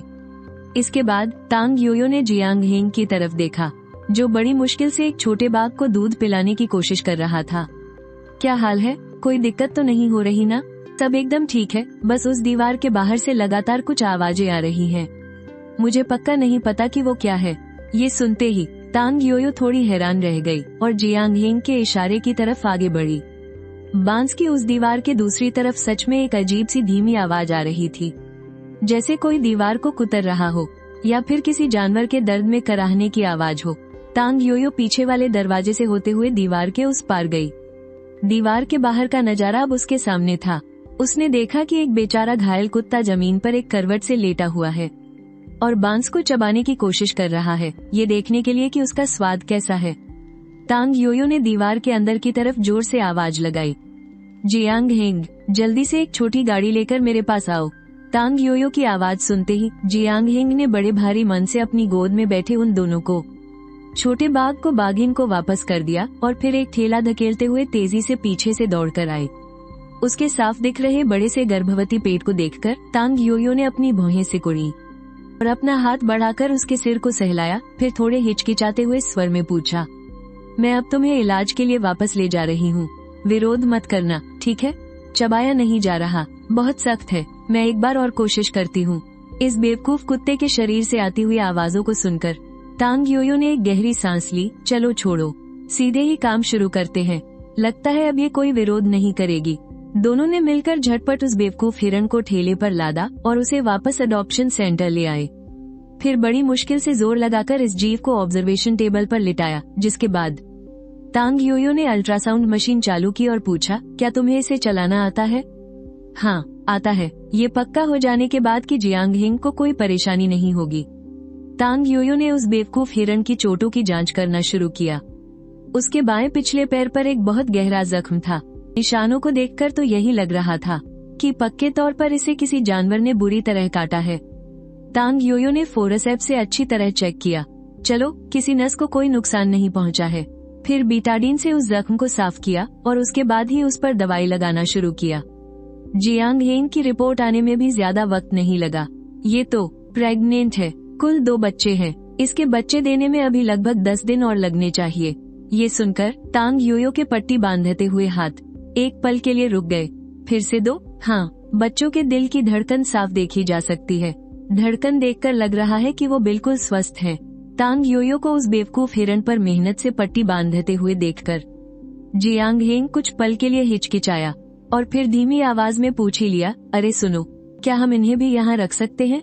लेकिन क्यों? तांग योयो ने पट्टी पर एक गांठ बांधी और फिर उलझन भरी नजरों से जियांग ची की ओर देखा। स्तनधारी जानवरों का डेटा, ये जंगली बेवकूफ हिरण भी हमारे काम आ सकती है। उसकी आवाज ज्यादा तेज नहीं थी।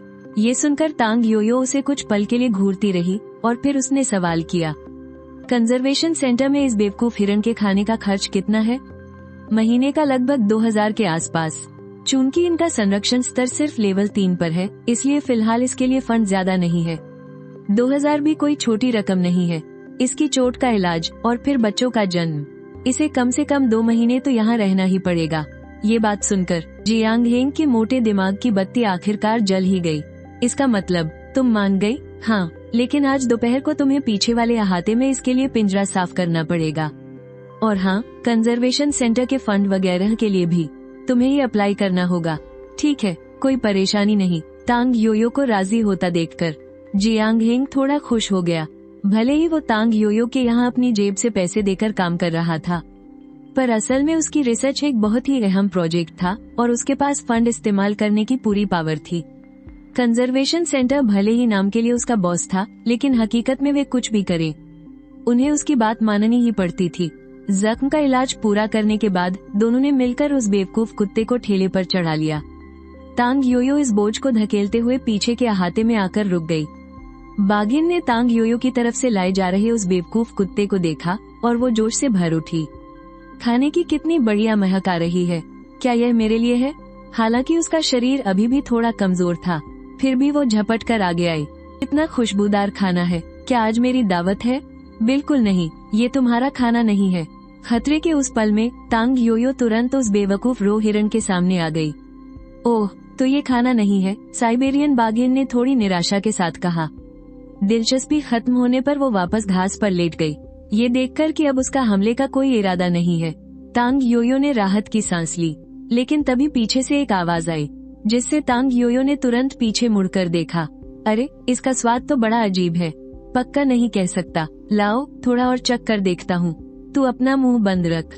घास का एक बड़ा हिस्सा गायब देखकर तांग योयो को लगा जैसे उसके दिल पर किसी ने वार कर दिया हो। उसने उस बुद्धू हिरण को गुस्से से घूरा। तांग योयो ने झटपट उस बेवकूफ को एक बड़े से पिंजरे में डाल दिया। यहीं पड़ा रह तू, थोड़ी देर में तेरे खाने के लिए फल लाती हूँ। ये क्या चीज है, कितनी सख्त है, पक्का नहीं कह सकता, थोड़ा और चख कर देखता हूँ। उस बुद्धू हिरण की भोली लेकिन बेवकूफी भरी आंखों को देखकर और पिंजरे को चबाते हुए उसके मुंह को देखकर तांग योयो ने फिर से एक गहरी सांस ली और फिर उसने अपनी लाइव स्ट्रीम पर समझाना शुरू किया। इस बुद्धू जानवर को रोडिया या छोटा हिरण भी कहा जाता है। इन्हें बुद्धू बुलाने की सबसे बड़ी वजह यह है कि इनका दिमाग बिल्कुल अजीब होता है। आम जानवर जब किसी शिकारी को देखते हैं तो वो या तो पागलों की तरह भागते हैं या खुद को छिपा लेते हैं, लेकिन ये बुद्धू हिरण ऐसे नहीं होते। अगर ये भागकर बच भी जाएं, तो भी अपनी जिज्ञासा के मारे लौट आते हैं, ये देखने के लिए कि शिकारी ने पीछा क्यों छोड़ दिया। यहाँ तक कि अगर कोई शिकारी जंगल में गोली चलाए और निशाना चूक जाए तो ये पास आकर देखते हैं कि आवाज कहाँ से आई। इनका संरक्षित जानवर बनना काफी हद तक इनकी अपनी ही बेवकूफियों का नतीजा है। तांग योयो की इन बातों के साथ लाइव स्ट्रीम पर दर्शकों के मजाक वाले कमेंट्स की बाढ़ आ गई। दर्शकों से थोड़ी देर बात करने के बाद जियांग हेंग पास आया और बोला, प्रोटेक्शन सेंटर वालों ने हाँ कर दी है, वो 2 महीने के हिसाब से सब्सिडी देंगे, कुल मिलाकर 5,000 रुपये। बहुत बढ़िया, जरा इस बुद्धू के पिंजरे को साफ कर दो। पिंजरे में बंद उस बुद्धू हिरण को देखकर तांग योयो को अब जोरों की तलब हो रही थी कुछ बढ़िया सा गोश्त खाने की। 10 मिनट बाद ही वो एक बारबेक्यू ग्रिल और ढेर सारा मटन और गोश्त उठा लाया। फिर उसने बिल्लियों और उस बाघिन का खाना भी बाहर निकाला ताकि सब मिलकर लंच कर सके। उस बाघिन ने अभी अभी बच्चों को जन्म दिया था ना, इसलिए उसे ताकत देने के लिए योयो ने खास तौर पर उसके लिए मटन के पैर का एक बड़ा सा टुकड़ा चुना ताकि वो आराम से लेटकर उसे चबा सके। और हाँ, बिल्लियों का मेन्यू थोड़ा सिंपल था, बड़े बड़े कटोरों में कैट फूड और ऊपर से थोड़ा सा चिकन ब्रेस्ट। उनके मजे के लिए इतना ही काफी था।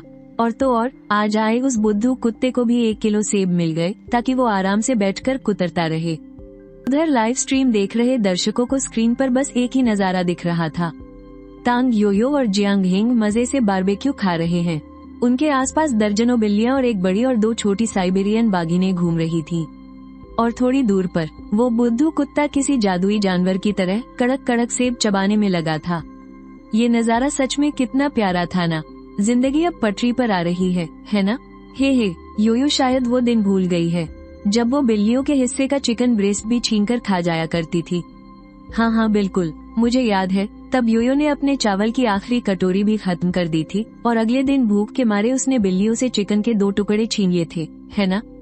सच कहूं तो ज्यादातर छोड़े गए जानवरों का यही अंजाम होता है कि उन्हें इंजेक्शन देकर मार दिया जाता है, लेकिन तांग योयो इन बेचारी बिल्लियों को खोना नहीं चाहती थी। इससे पहले कि वो अपनी जिंदगी जी पाती, उन्हें मार दिया जाता। एक वक्त तो ऐसा आया था जब रेस्क्यू की गई बिल्लियां लिमिट से बहुत ज्यादा हो गई थी और अडॉप्शन सेंटर भी हार मान चुका था। उसने जितना हो सका पैसे बचाने की कोशिश की, लेकिन फिर भी सब्सिडी आने से ठीक 1 दिन पहले उसके पास खाने तक के पैसे नहीं बचे थे। अगर तब कुछ पुराने फैंस ने मदद ना की होती तो पता नहीं इतनी सारी बिल्लियां क्या खाती। बारबेक्यू की खुशबू पूरे आंगन में फैल रही थी, लेकिन बगल में बैठा जियांग हेंग एकदम चुपचाप था। मुझे अब भी लगता है कि इतना ज्यादा नॉन वेज खाना ठीक नहीं है। सब्जियां भी हमारे शरीर के लिए बहुत जरूरी है ना। उसकी ये बात सुनकर सिर्फ तांग योयो ही नहीं बल्कि लाइव स्ट्रीम के कमेंट्स में भी ढेरों सवालिया निशान तैरने लगे। ये भाई साहब अभी तक सुबह वाली बात में ही अटके हुए हैं क्या? अरे भाई, वो बस तुम्हें बेवकूफ बना रही थी। जियांग हेंग को इतनी गहराई से सोचते हुए देखकर तांग योयो ने एक पल के लिए सोचा और उसे फिर से बेवकूफ बनाने लगी। अरे, वो कहावत है ना कि नाश्ता एकदम राजाओं जैसा होना चाहिए, लंच में पेट भरकर खाना चाहिए और डिनर एकदम हल्का होना चाहिए। तो देखो, मेरे ये दोनों मील तो एकदम परफेक्ट है ना। जियांग हेंग ने ध्यान से सोचा और फिर पूरी सहमति के साथ हाँ में सिर हिला दिया। तो फिर हम डिनर में थोड़ा कम खा लेंगे और सब्जियों से अपनी न्यूट्रिशन की कमी पूरी कर लेंगे, ठीक है? तांग योयो की बात सुनकर जियांग हेंग फिर से गहरी सोच में पड़ गया और आखिरकार उसने पूरी तरह से सहमत होकर सिर हिला दिया। उसे इस तरह बेवकूफ बनते देख लाइव स्ट्रीम के दर्शक खुद को रोक नहीं पाए और उन्होंने मजाक उड़ाना शुरू कर दिया। अरे भाई, उसकी बातों में मत आना। पिछली बार भी उसने सब्जियां खाने की बात कही थी, लेकिन पता है उसने क्या किया? उसने सलाद के पत्तों में लपेटकर बारबेक्यू खाया था। लाइव स्ट्रीम में लोग जैसे रो रो कर उसकी शिकायतें कर रहे थे। जाहिर है जियांग हेंग को ये सब कहाँ पता था। अपना बारबेक्यू खत्म करने के बाद तांग योयो ने आज आए उन दोनों नए नन्हे मेहमानों को अपनी गोद में उठा लिया। वो एक छोटी सी कंघी से उनके बाल साफ करने लगी और लगे हाथ उसने जियांग हेंग को ऑर्डर देना भी शुरू कर दिया। पेट भर खाने के बाद ऐसे मत लेटो, ये डाइजेशन के लिए बिल्कुल अच्छा नहीं है। जाओ जरा कैट लिटर साफ कर दो और वो जो गंदे पिंजरे हैं ना, उन्हें भी रगड़ कर धो देना। वो दोपहर का वक्त, चाहे तांग योयो के लिए हो या फिर लाइव स्ट्रीम देख रहे दर्शकों के लिए। अब माहौल थोड़ा शांत हो गया था। बड़ा बाघ और छोटी बिल्लियां पीछे के आंगन की घास पर आराम कर रहे थे और खिली हुई धूप का मजा ले रहे थे। बिल्लियों का एक बड़ा झुंड पिंजरों से आजाद होकर पीछे के आंगन में खुशी से दौड़ और खेल रहा था। आप किसी को भी गोद में उठा ले, वो एकदम नर्म और गर्म महसूस होती। और हाँ, इस प्यारे से माहौल में हमेशा दो लोग ऐसे होते जो सबसे अलग चलते थे। एक था जियांग हेंग, जो हमेशा साइबेरियन बाघ को तंग करने की फिराक में रहता था, और दूसरा वो बुद्धू हिरण, जो बार बार ये चखना चाहता था कि पिंजरे का स्वाद कैसा है। जब सूरज ढल गया और थोड़ा अंधेरा होने लगा तो तांग योयो ने अपनी लाइव स्ट्रीम पर कहा, लगता है आज कोई भी किसी जानवर को गोद लेने नहीं आएगा, तो आज की लाइव स्ट्रीम यहीं खत्म करते हैं। हमारा नारा याद रखिएगा, खरीदने के बजाय गोद ले। आप सबसे कल मिलते हैं। तांग योयो ने लाइव स्ट्रीम बंद कर दी। फिर उसने जियांग हेंग की तरफ देखा, तुम जरा उस बुद्धू हिरण की पट्टी बदल देना, उसके बाद आज का काम खत्म। ठीक है, तो कल सुबह मैं इसी समय आ जाऊंगा। हाँ, आने के बाद कल भी यही सब काम रहेगा। इसके बाद तांग योयो रसोई में चली गई।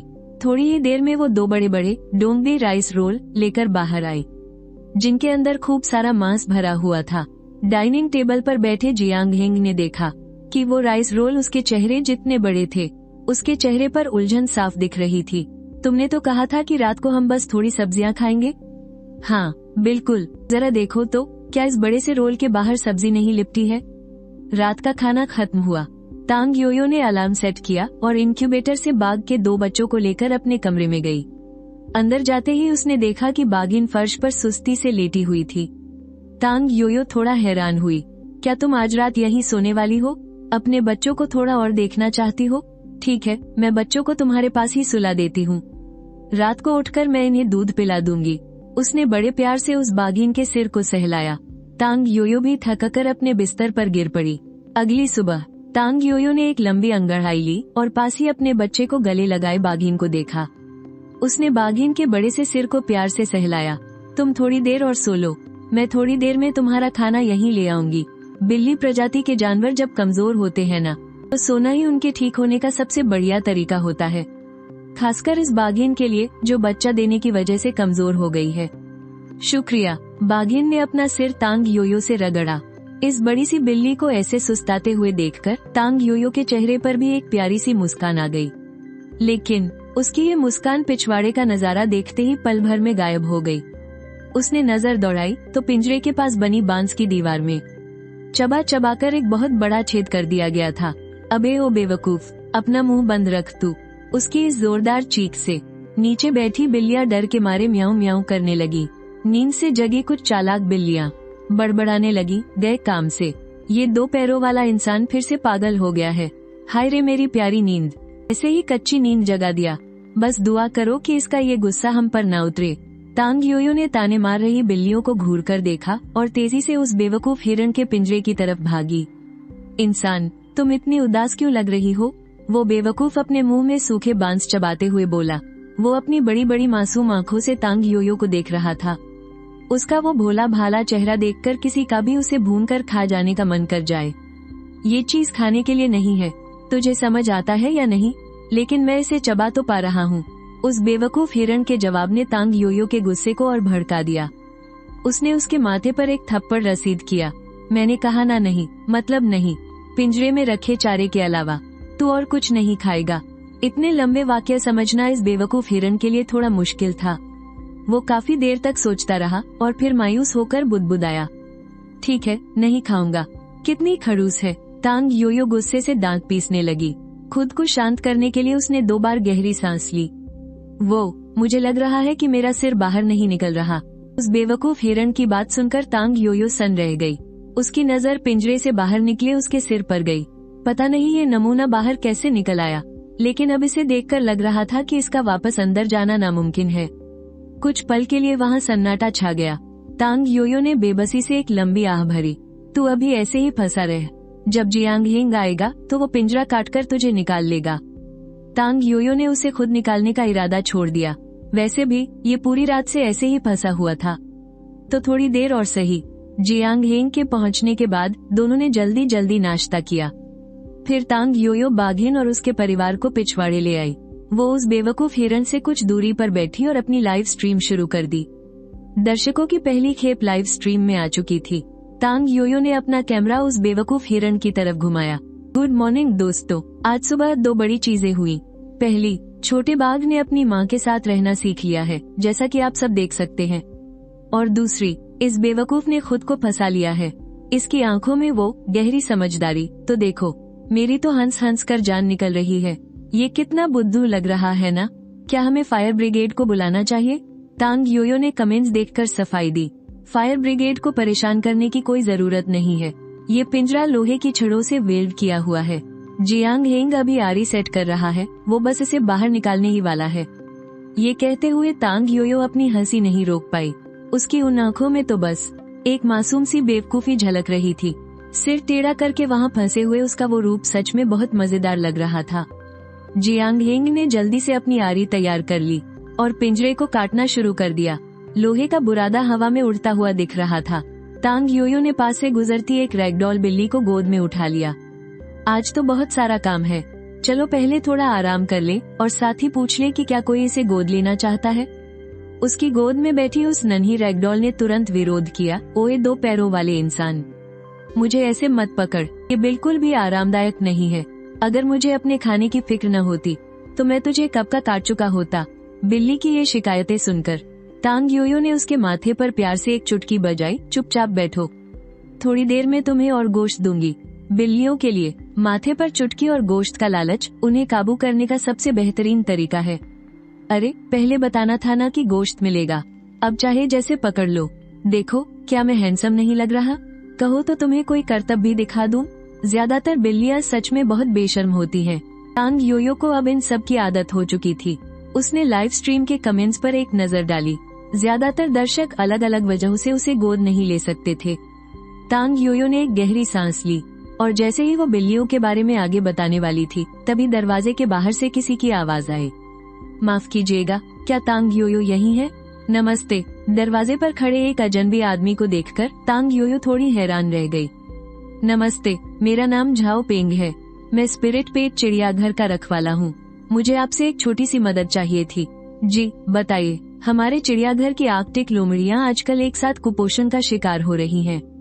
हमने कई लोगों को दिखाया, लेकिन कोई भी वजह नहीं खोज पाया। आपकी लाइव स्ट्रीम में देखा था कि आप जानवरों की भाषा समझती हैं, तो हम चाहते थे कि आप आकर एक बार उन्हें देख ले। तांग योयो थोड़ी सोच में पड़ गई। उसकी आंखों में उलझन थी। अरे, मेरे पास वक्त की थोड़ी कमी है। आखिरकार मैं इस अडॉप्शन सेंटर को छोड़कर नहीं जा सकती। उसकी बात पूरी भी नहीं हुई थी कि झाओ पेंग ने बीच में ही टोकते हुए कहा, हम इसके लिए पैसे देंगे। डायरेक्टर साहब ने कहा है कि अगर आप बीमारी की वजह बता देंगी तो वो आपको 10,000 रुपये की फीस देंगे। उसके मुंह से ये शब्द निकले ही थे कि तांग योयो ने अपना बैग झट से टांग लिया। चलो अभी चलते हैं। बेचारी छोटी लोमड़ियां बीमार हैं, मुझसे उनका ये दर्द नहीं देखा जाता। झाओ पेंग वहीं का वहीं हक्का बक्का रह गया। डायरेक्टर साहब सच में इंसानों को बहुत अच्छी तरह पहचानते हैं। उन दोनों की ये बातचीत देखकर लाइव स्ट्रीम के कमेंट बॉक्स में जैसे धमाका हो गया। हा, ये तो एकदम असली बात कह दी। सच कहूँ तो उन्होंने ज्यादा पैसे दे दिए। योयो तो 2000 में ही मान जाती।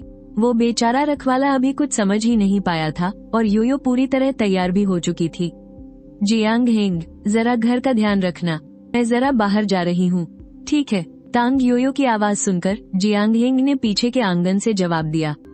ये तसल्ली होने के बाद कि जियांग हेंग सेंटर को अच्छे से संभाल लेगा, तांग योयो ने गाड़ी का एक्सीलेटर दबाया और उस रखवाले के साथ चिड़ियाघर के लिए निकल पड़ी।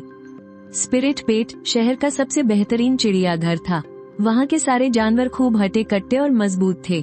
यहाँ तक कि मोर भी गोल मटोल दिखते थे। तांग योयो पहले भी यहाँ अक्सर आया करती थी। उसे वहाँ के बंगाल टाइगर सबसे ज्यादा पसंद थे। गाड़ी पार्किंग में जाकर रुकी, तभी पारंपरिक कोट पहने सफेद बालों वाले एक बुजुर्ग उनका स्वागत करने आए। नमस्ते मिस तांग, मैं डायरेक्टर सुन हूँ। नमस्ते, क्या अब हम उन आर्कटिक लोमड़ियों को देखने चल सकते हैं? 10,000 रुपये के लालच ने तांग योयो में गजब की फुर्ती भर दी थी। पैसे लिए हैं तो काम भी तेजी से होना चाहिए।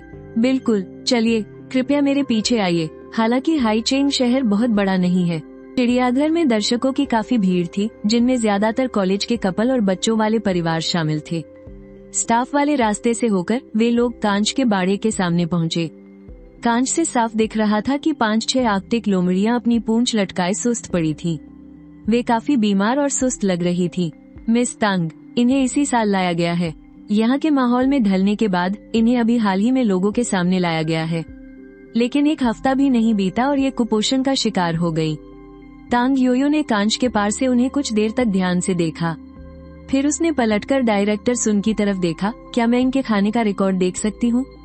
सब यही है। पास खड़े चाओ फंग ने A4 कागजों का एक बंडल उसकी तरफ बढ़ा दिया। कल का रिकॉर्ड ढूंढते हुए तांग योयो ने जल्दी जल्दी पन्ने पलटे। 5 आर्कटिक लोमड़ियां। सुबह इन्हें पेट भर कॉड मछली दी गई थी। दोपहर से पहले स्नैक्स के तौर पर फल दिए गए, और दोपहर बाद जब दर्शकों की भीड़ सबसे ज्यादा होती है, तब हर लोमड़ी को 2-2 खरगोश खाने को मिले। रात में चिड़ियाघर बंद होने के बाद इन्हें सब्जियां भी खिलाई गयी। इस डाइट के हिसाब से कुपोषण तो दूर की बात है, अगर इनका पेट खराब न हो तो समझो इनका हाजमा बहुत अच्छा है। तांग योयो ने माथा सिकुड़ते हुए सोचा। फिर उसने पूछा, इनके खाने का अंदाज कैसा रहता है? सुबह और रात के खाने के वक्त दर्शक नहीं होते, तब मैं खुद इन पर नजर रखता हूँ। ये तो भूखों की तरह खाने पर टूट पड़ती हैं। केयरटेकर होने के नाते चाओ फंग को सारी बात पता थी। पूरी बात सुनने के बाद तांग योयो समझ गई कि एक जानवरों के डॉक्टर के नजरिए से इसकी वजह पकड़ में नहीं आएगी। मैं अंदर जाकर देखती हूँ। क्या आप 2 खरगोश का इंतजाम कर सकते हैं? ठीक है। डायरेक्टर सुन तुरंत मान गए। फ्रीजर से ताजे कटे हुए 2 खरगोश निकाले गए, उनके टुकड़े किए गए और फिर वे तांग योयो को लेकर बाड़े के अंदर गए। बर्फ जैसी सफेद 5 लोमड़ियां एकदम रुई के गोलों जैसी लग रही थीं। अपने केयरटेकर को अंदर आते देख वे सब खुशी से खड़ी हो गयी। भूख से मेरी तो जान निकल रही है। क्या आखिरकार खाना आ गया? बहुत भूख लगी है यार, मुझे मांस की महक आ रही है। उनकी ये आवाजें सुनकर तांग योयो पल भर के लिए हैरान रह गई। उसने डिब्बे का ढक्कन हटाया और मांस उनके सामने रख दिया। चिड़ियाघर के ये जानवर काफी ट्रेंड थे, इसलिए बहुत ज्यादा भूखे होने के बावजूद उन्होंने झपटमारी नहीं की। बस ललचाई नजरों से केयरटेकर को देखने लगे। अब खा सकते हो। जैसे ही ये इशारा मिला, 5 सफेद गोले तांग योयो के पैरों के पास दौड़ पड़े और जमीन पर रखे मांस पर टूट पड़े। लाइव स्ट्रीम देख रहे दर्शकों ने जब ये नजारा देखा तो स्क्रीन पर कमेंट्स की बाढ़ आ गई। रिकॉर्ड में तो हर किसी के लिए 2-2 खरगोश लिखे थे न, फिर ये ऐसे भूखे क्यों मर रहे हैं? एक आर्कटिक लोमड़ी के लिए दिन भर में 1 खरगोश काफी होता है, ऊपर से उन्हें और भी तो चीजें मिलती हैं। जिस तरह ये भूखे भेड़ियों की तरह खा रहे हैं, कुपोषण तो होना ही था। उनके खाने के दौरान तांग योयो ने एक आर्कटिक लोमड़ी को प्यार से सहलाया। तुमने कल कितने खरगोश खाए थे? इतने भूखे कैसे हो गए? बस 3 निवाले ही मिले थे। कुल मिलाकर सिर्फ 3 ही तो खरगोश थे। हम सबके लिए वो बिल्कुल काफी नहीं थे। बस 3 खरगोश। तांग योयो सन रह गई। हर लोमड़ी के लिए 2 खरगोश, ये तो तय मात्रा थी। ऊपर से सब्जियां, फल और मछली मिलाकर ही उनका पोषण पूरा होता है। और इन 5 लोमड़ियों को सिर्फ 3 खरगोश मिले। पोषण तो दूर की बात है, इससे तो इनका पेट भी नहीं भरता। तभी इनकी भूख के मारे ये हालत हो गई है। तांग योयो की ये बड़बड़ाहट सुनकर चाओ फंग की आंखें चमक उठी। मिस तांग, क्या आपको कोई वजह मिल गई? तांग योयो ने ना में सिर हिलाया और माथा सिकोड़कर बाकी वजहों के बारे में सोचने लगी। केयरटेकर की पर्ची में कोई गड़बड़ नहीं थी। गोदाम से पूरे 10 खरगोश ही निकले थे। क्या केयरटेकर ने इसे हड़प लिया? ऐसा तो नहीं लगता। अगर उसे सच में हड़पना ही होता तो वो उसे यहाँ नहीं बुलाती, और यह बहुत आसानी से पकड़ा भी जाता। हिसाब किताब में ऐसी गड़बड़ी तांग योयो भी पहली बार ही देख रही थी। शीशे के कमरे के सामने बने छोटे से कुंड पर नजर डालते हुए, वो किस लिए है? वो पर्यटकों के लिए खाना डालने की जगह है। खाना पाइप से फिसल कर अंदर जाता है। ये सुनकर तांग योयो लगभग उछल ही पड़ी। क्या आप लोग पर्यटकों को जानवरों को खाना खिलाने देते हैं? जानवरों का खाना इंसानों से अलग होता है।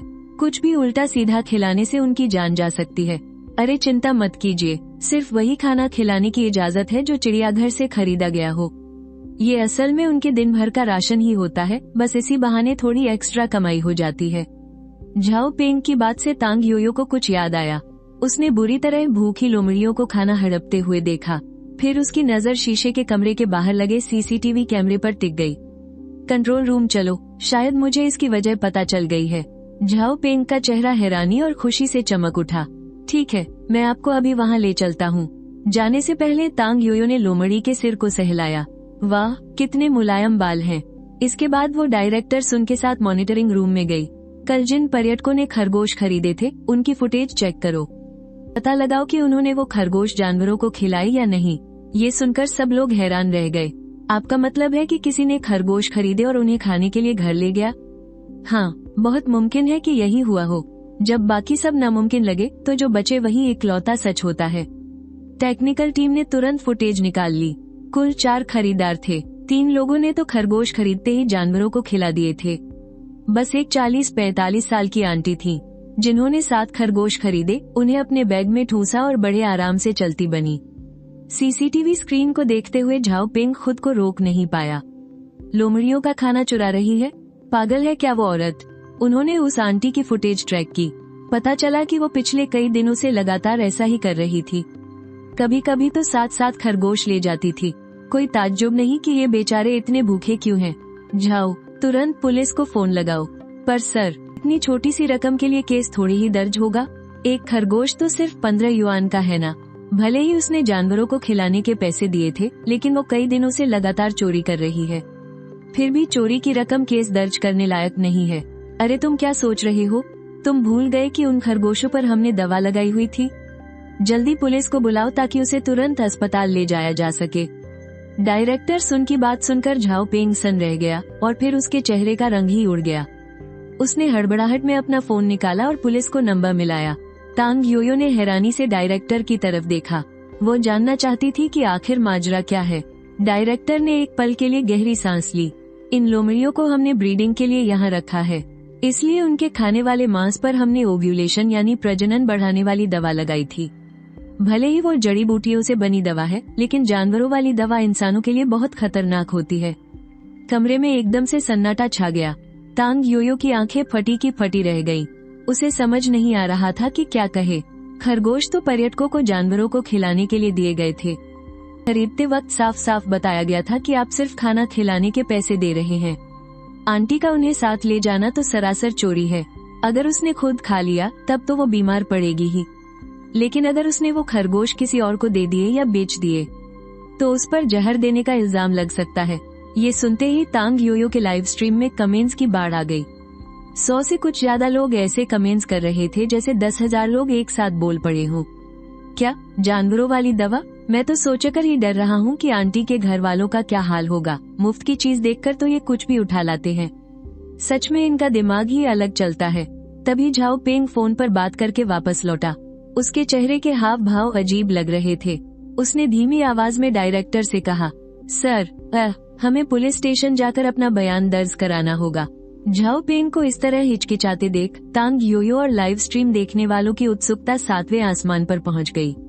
डायरेक्टर ने एक लंबी आह भरी और उसे बात पूरी करने का इशारा किया। खुलकर बताओ, वैसे भी इसमें चिड़ियाघर की कोई गलती नहीं है। लाइव स्ट्रीम में लोगों को पता चल भी गया तो कोई हर्ज नहीं है। हो सकता है इससे कुछ और लोग भी खींचे चले आएं। वो आंटी तो खरगोश का मांस बेचती हैं। दिन भर में 10-12 तो बेच ही देती हैं। उन्हें लग गया कि यहाँ का माल सस्ता है। हर दिन का आधे से ज्यादा माल तो वो हम ही से ले जाती थी। अब तक 6 लोग पुलिस को फोन कर चुके हैं। आंटी को तो 1 घंटे पहले ही पकड़ लिया गया। सच में असल जिंदगी तो टीवी सीरियल से भी ज्यादा अजीब है। डायरेक्टर साहब थोड़ी देर चुप रहे, फिर एक गहरी सांस छोड़ी। आज से जब भी कोई जानवर को खाना खिलाएगा तो वहाँ किसी न किसी कर्मचारी का खड़ा रहना जरूरी है। ये पक्का करना होगा कि खाना सीधा जानवरों के पेट में ही जाए। तुम पुलिस स्टेशन जाकर अपना बयान दर्ज कराओ और हाँ, सीसीटीवी की रिकॉर्डिंग भी साथ ले जाना।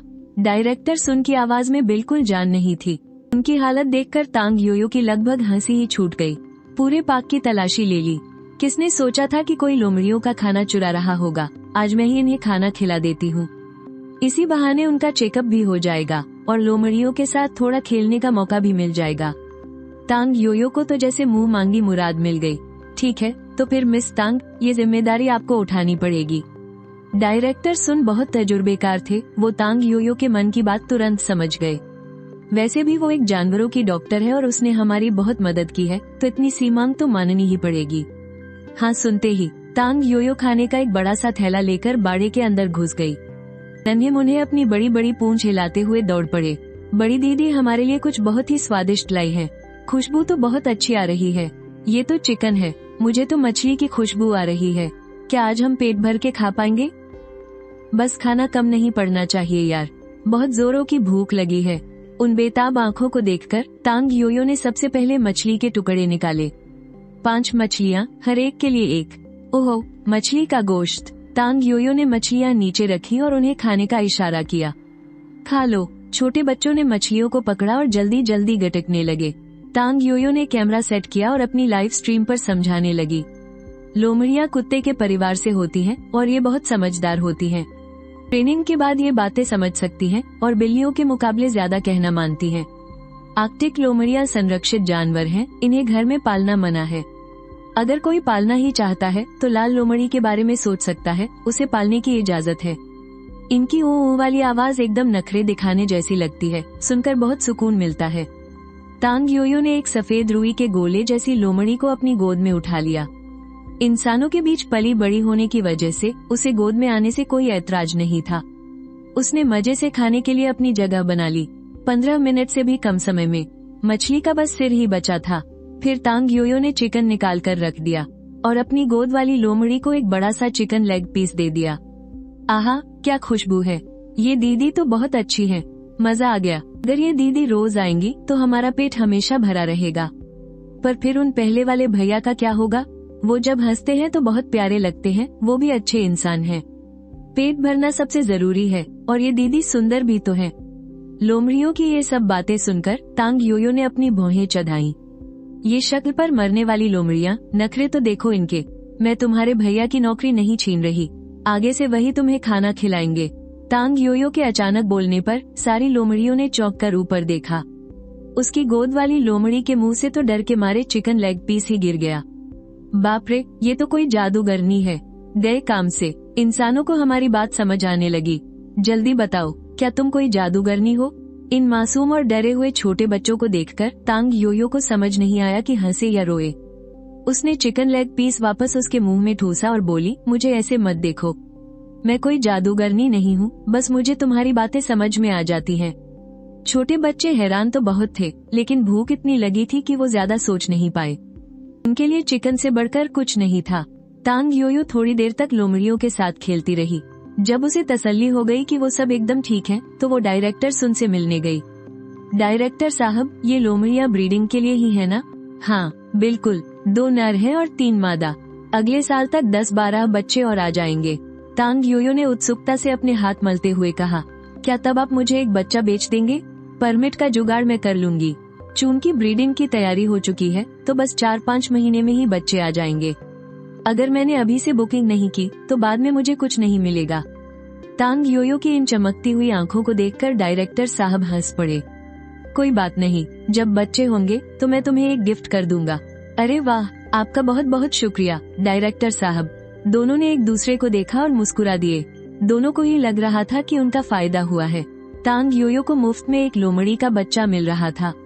डायरेक्टर साहब इस कमाल की डॉक्टर को अपने साथ जोड़े रखना चाहते थे ताकि आगे कभी जरूरत पड़े तो वो उसे बुला सके। थोड़ी बहुत और बातचीत करने के बाद तांग योयो ने वहाँ से विदा ली। जियांग हेंग को अकेले दुकान पर छोड़ना उसे ठीक नहीं लग रहा था। पता नहीं वो बुद्धू वहाँ क्या गुल खिला रहा होगा। डायरेक्टर साहब से मिले कैश को जेब में डालकर तांग योयो मजे से सीटी बजाते हुए वापस अडॉप्शन सेंटर की तरफ चल दी। अंदर घुसते ही जियांग हेंग की चीख सुनाई दी, नहीं, वो कोई खाने की चीज नहीं है, वो तुम्हें खा जाएगी। उसके पास मत जाओ, रुक जाओ, सच में उसे नहीं खा सकते। पीछे के आंगन का शोर सुनकर तांग योयो ने अपने कदम तेज किए और देखा कि जियांग हेंग बागिन के सामने खड़ा उसे रोक रहा था और अपनी पीठ से उस बेवकूफ कुत्ते को रोक रहा था जो बार बार आगे जाने की कोशिश कर रहा था। यह नजारा देखकर तांग योयो ने एक गहरी सांस ली और आगे बढ़कर बागिन के सिर को सहलाया। अब तंग मत करो, ये दोनों ही बुद्धू हैं। बाघिन ने अफसोस भरी नजरों से कुत्ते को देखा और शांति से वापस जमीन पर लेट गई। दोनों छोटे बाघ भी अपनी मां की गोद में आ गए। तभी लाइव स्ट्रीम के कमेंट्स की बाढ़ आ गई। सच में बिल्ली प्रजाति के जानवर इंसान देखकर ही अपना रंग दिखाते हैं। बेचारे जियांग की तो किस्मत ही खराब है। इस घर में उसकी इज्जत सबसे कम है। अगर योयो वापस नहीं आती तो बेचारा जियांग पागल ही हो जाता। तांग योयो ने उस बेवकूफ कुत्ते को वापस पिंजरे में धकेलने में मदद की। फिर एक आरामदायक जगह देखकर बैठ गई और धूप सेंकते हुए खेलती बिल्लियों को देखने लगी। तभी उसके दिमाग में एक ख्याल आया, सिर्फ लाइव स्ट्रीम के जरिए इन्हें गोद लेने वाले ढूंढना बहुत मुश्किल है।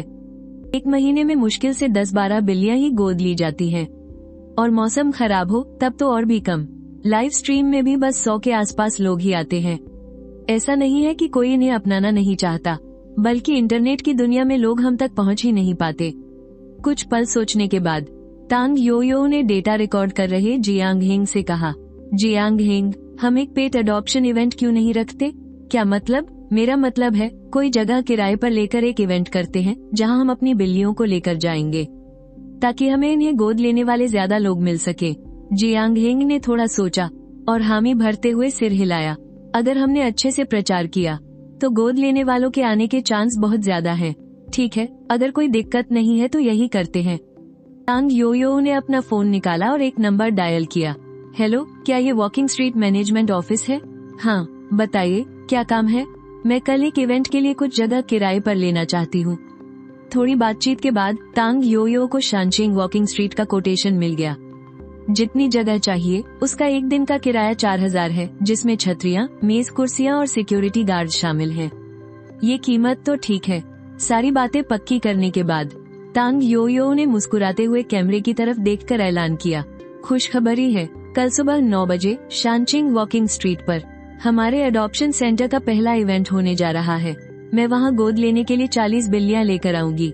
जो भी लोग इन्हें पालना चाहते हैं वो वहाँ आकर अपनी पसंद की बिल्ली चुन सकते हैं। चलिए सब मिलकर इस इवेंट का कोई अच्छा सा नाम रखते हैं। कमेंट्स में लोगों ने आइडिया देने शुरू किए। इसका नाम आओ और एक को घर ले जाओ रख दो। ये तो बहुत अजीब लग रहा है। कैट हग कैसा रहेगा? मैं तो नाम सोचने में बेकार हूँ, बस रिजल्ट का इंतजार कर रहा हूँ।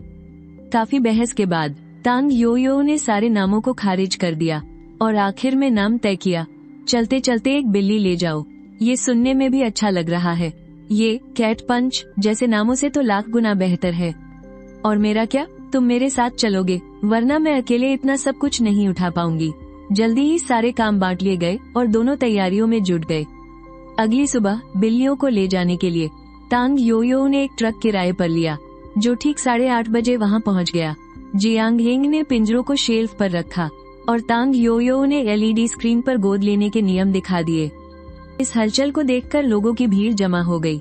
बिल्लियां और मुफ्त अडॉप्शन के बोर्ड देखकर लोगों की उत्सुकता बढ़ गई। अरे वाह, इतने सारे 2 पैरों वाले इंसान। मुझे देखो, मैं कितना शानदार हूँ। मुझे अपने साथ ले चलो, मैं कितना प्यारा हूँ। ओ 2 पैरों वालों, इधर तो देखो। तांग योयो ने जैसे ही बैरिकेड लगाया, पीछे पिंजरों में बंद बिल्लियों ने आवाजें निकालनी शुरू कर दी। इस बार वो कुल 45 बिल्लियां लाई थी, जिनमें से 30 काफी समझदार थी। बाकी बिल्लियां भी बुनियादी बातें समझ लेती थी। यह उसका पहला इवेंट था।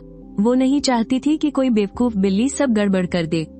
भीड़ को देखते हुए तांग योयो कुर्सी पर टिक कर बैठी, अपना उपकरण सेट किया और लाइव स्ट्रीम चालू कर दी। दर्शक जुड़ने लगे और लाइव चैट में मैसेज की बौछार होने लगी। लो, हम आ गए। क्या यही वो जगह है? कितने सारे लोग हैं। मैं ट्रैफिक में फंसा हूँ। मैं बस 10 मिनट में पहुँच रहा हूँ। तांग योयो ने माइक उठाया। आज हमारा पहला अडॉप्शन इवेंट है। आप सब करीब से आकर बिल्लियों को देख सकते हैं। आपको किस तरह की बिल्ली चाहिए मुझे बताइए, मैं चुनने में आपकी मदद करूंगी। सारी बिल्लियां बिल्कुल मुफ्त हैं।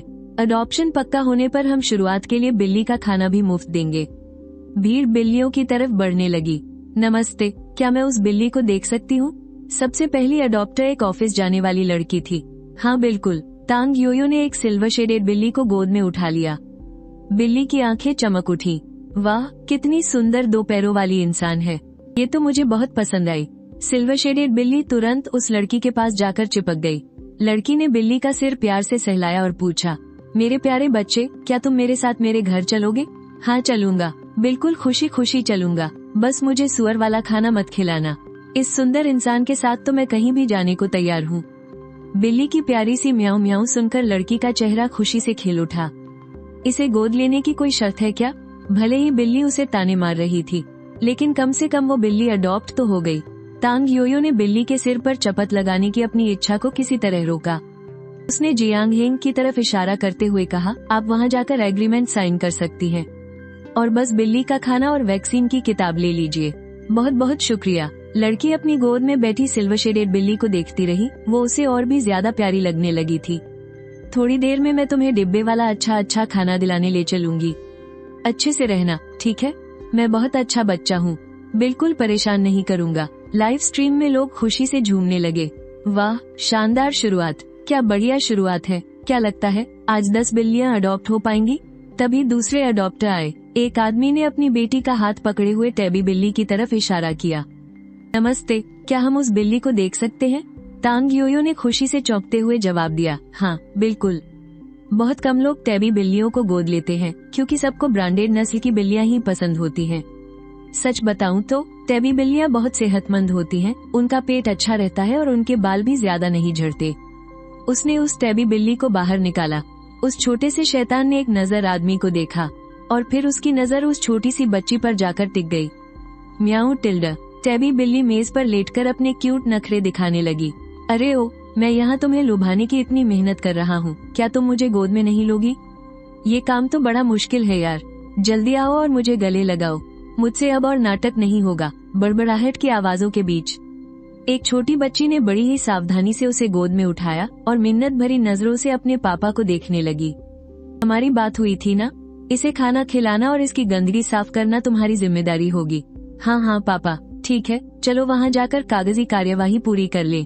बिल्ली का खाना और इसके टीकों की किताब भी लेते जाना। ठीक है पापा, आपका बहुत बहुत शुक्रिया। योयो। आखिरकार मैं इस भीड़ से अंदर आ ही गई। दूसरे कस्टमर को विदा करने के बाद छोटे बालों वाली एक लड़की उसके सामने खड़ी थी। क्या तुम मेरी सब्सक्राइबर हो? हाँ हाँ, बिल्कुल। वो मोटी सी नारंगी बिल्ली और वो गोल मटोल नीली सफेद बिल्ली, उन दोनों को लाई हो क्या? तांग योयो समझ गई कि ये एक पुरानी फैन है। जिन दो बिल्लियों की बात हो रही थी वो यहाँ की सबसे पुरानी सदस्य थी। जब उन्हें बचाया गया था तब उनका वजन 1 किलो भी नहीं था और 6 महीने से भी कम समय में नीली सफेद बिल्ली खा खाकर 8.5 किलो की हो गई। नारंगी बिल्ली का तो और भी बुरा हाल है, वो तो पूरे 11 किलो की है। दोनों यही हैं। रुको, मैं उन्हें तुम्हारे लिए लाती हूँ। तांग योयो ने एक लंबी सांस ली और गहरी नींद में सो रहे उन दोनों भुक्कड़ों को ढूंढ निकाला। अरे परेशान मत करो, सोने दो न। क्या खाने का समय हो गया? दोनों हाथों में एक एक को उठाकर उसने बहुत ही मुश्किल से उन गोल मटोल बिल्लियों को टेबल पर रखा। नीली सफेद बिल्ली ने एक बड़ी सी उबासी ली और आधी नींद में उस लड़की को घूरने लगी। और वो नारंगी बिल्ली, वो तो करवट बदलकर वापस खर्राटे मारने लगी। इस आलसी को देखकर लड़की मुस्कुराई और अपने बैग से एक मीट का डब्बा निकाल लिया। जैसे ही उसकी जबरदस्त खुशबू हवा में फैली, दोनों आलसी झटके से खड़े हो गए। आहा, क्या खुशबू है, मुझे खाना है। अरे वाह, मीट का डब्बा। उन गोल मटोल बिल्लियों को इतने चाव से खाना खाते देखकर लड़की ने प्यार से उनके गदगदे शरीर को सहलाया और बोली, मुझे यही दोनों चाहिए, मैं इन दोनों को घर ले जाऊंगी। ठीक है, बस उधर उस टेबल पर जाकर एक साइन कर दीजिए। लेकिन एक बात पूछनी है तुमसे, इन दोनों का वजन मिलाकर लगभग 20 किलो है। क्या तुम सच में इन्हें घर ले जा पाओगी? ये बात सुनकर वो लड़की वहीं सन रह गई। उसने मेज पर बैठी उन दो विशाल बिल्लियों को घूरा। उनके गोल मटोल शरीर देखकर ही हंसी आ रही थी। जब से उसने बिल्ली पालने का सोचा था तब से उसे यही दोनों शैतान पसंद आए थे। आने से पहले उसने पूरी तैयारी कर ली थी। लेटर बॉक्स और खाना सब कुछ रेडी था। रोजमर्रा की चीजें भी ले ली थी, बस इन दोनों का वजन ही दिमाग से निकल गया। कुछ सेकंड के लिए एकदम सन्नाटा छा गया। फिर तांग योयो ने एक बढ़िया सलाह दी, क्यों ना तुम एक पिकअप वैन बुला लो? क्या? लड़की का चेहरा एकदम कंफ्यूज हो गया। भाई, आम टैक्सी में तो ये आने से रहे, इन्हें तो बड़े वाले ट्रेवल बॉक्स में ले जाना पड़ेगा और एक बॉक्स से ही डिक्की फुल हो जाएगी। अच्छा, ऐसा है क्या? लड़की थोड़ी परेशानी में पड़ गई। तो क्या जियांग भैया हमारी मदद कर सकते हैं इन्हें सड़क तक पहुंचाने में? हाँ बिल्कुल, कोई दिक्कत नहीं। लाइव स्ट्रीम के दर्शक हंस हंस कर पागल हो गए। लड़की को वो भारी बक्सा घसीटते हुए देखकर जियांग हेंग बगल में मदद कर रहा था। दोनों को देखकर लग रहा था जैसे कोई भारी भरकम ट्रक खींच रहे हो। भाई, ये बिल्ली पालना कहाँ से है? ये तो सुअर पालने जैसा है। क्या इसका बटुआ ये सब झेल पाएगा? ये दोनों तो एक बार में 3.5 किलो खाना चट कर जाते हैं। पिछली बार योयो ने चेक किया था और वो नजारा सच में देखने लायक था।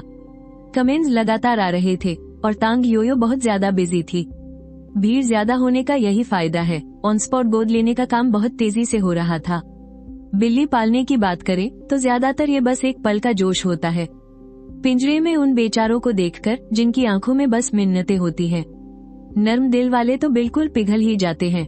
आज का पूरा दिन बीतने के बाद पूरे 26 बिल्लियों को गोद दे दिया गया। आम दिनों में देखा जाए तो ये तो 2 महीने का काम है।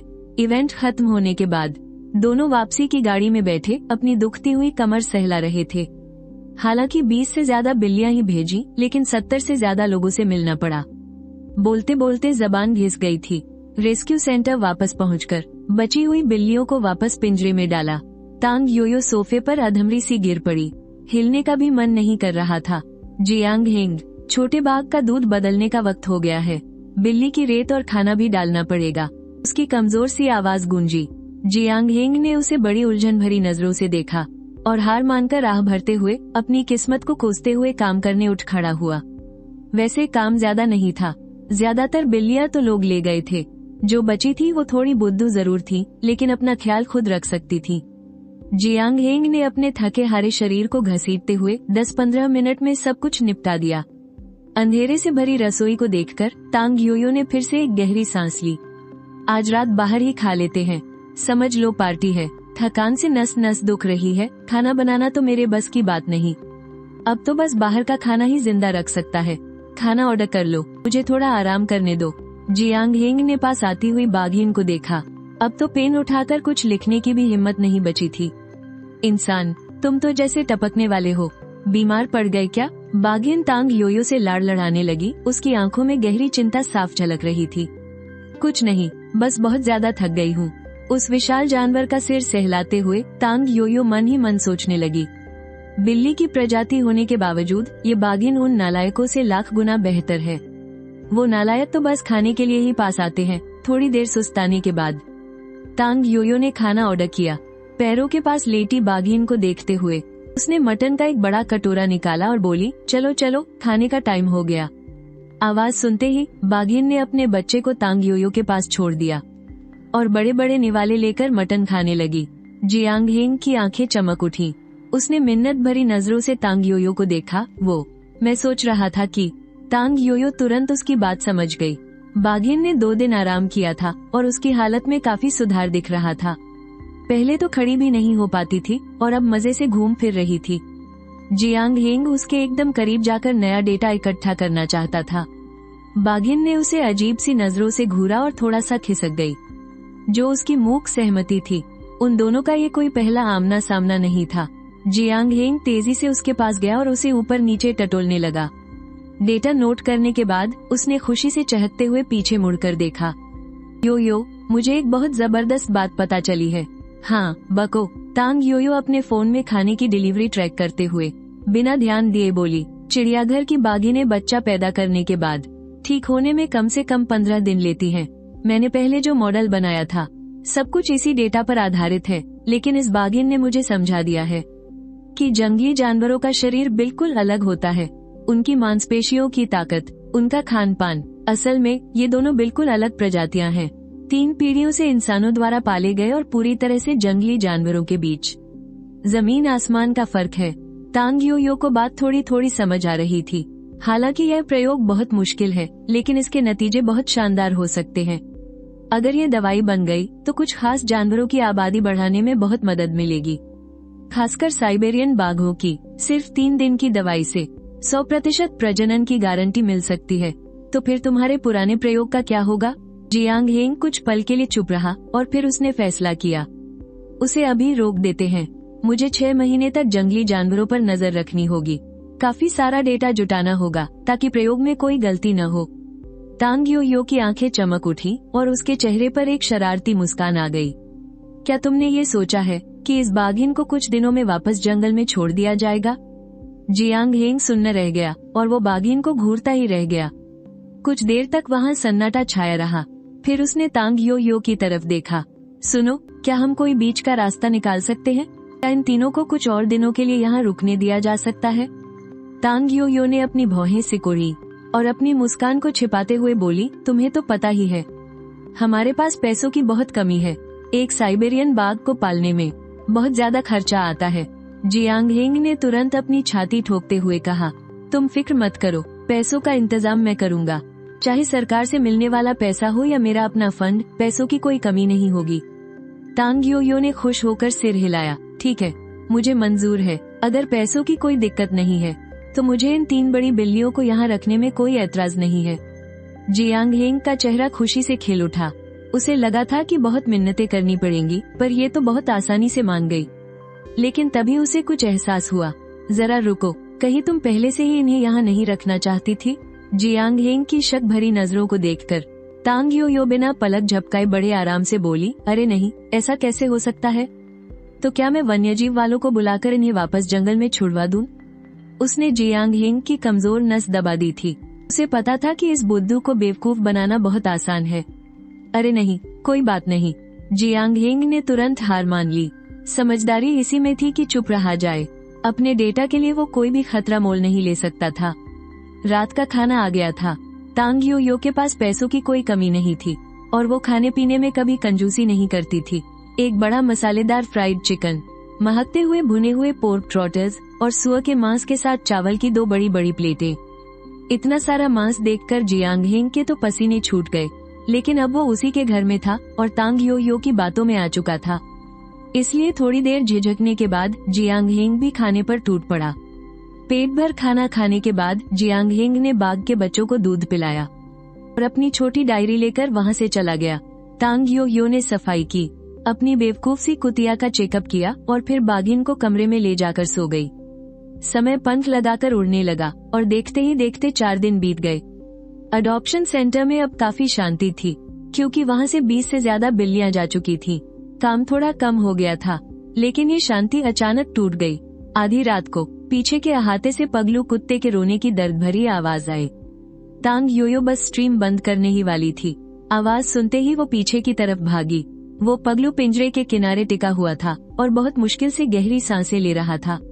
क्या हुआ? तबीयत खराब है क्या तुम्हारी? प्लीज इसे कुछ मत होने देना। लाइव चैट में सब लोग परेशान हो गए। भले ही वो हमेशा उसकी बेवकूफियों से चिढ़ती थी, लेकिन इतने समय साथ रहने के बाद वो कब का उसे अपने परिवार का हिस्सा मान चुकी थी। तांग योयो ने तुरंत पिंजरे का दरवाजा खोला। उसकी धड़कनें चेक की। तुम्हें कहाँ दर्द हो रहा है?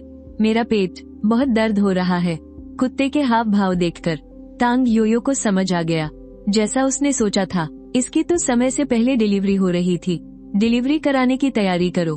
पहले बाघों की डिलीवरी कराने का तजुर्बा होने की वजह से तांग योयो को ये सब अच्छे से आता था। भले ही वो पहली बार किसी कुत्ते की डिलीवरी करा रही थी, लेकिन उसे सारी थ्योरी पता थी। उसने आधा टब साफ पानी भरा और उसे पगलू कुत्ते के सामने रख दिया। अनाथालय भले ही छोटा था, लेकिन वहाँ हर चीज मौजूद थी। दवाइयों और जरूरी सामान की कोई कमी नहीं थी। 2 घंटे तक पास बैठने के बाद उस पगलू कुत्ते ने कराहना बंद कर दिया और वो नीचे की तरफ उखड़ू बैठने लगी।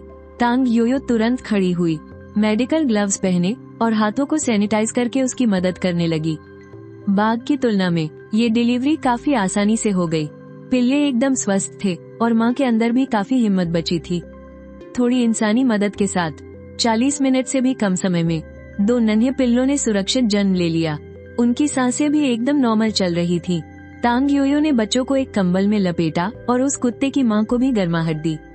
मैंने तुम्हें ठहराने के लिए एक खाली कमरा ढूंढ लिया है। कल सुबह जब मैं उठूं, तो अगर मुझे कोई भी चीज कुतरी हुई मिली तो तुम जाकर बाघ के साथ रहना। तांग योयो ने उस बुद्धू जानवर को थपथपाया। उसकी आंखों में साफ चेतावनी थी। लाइव स्ट्रीम में सब हंसने लगे।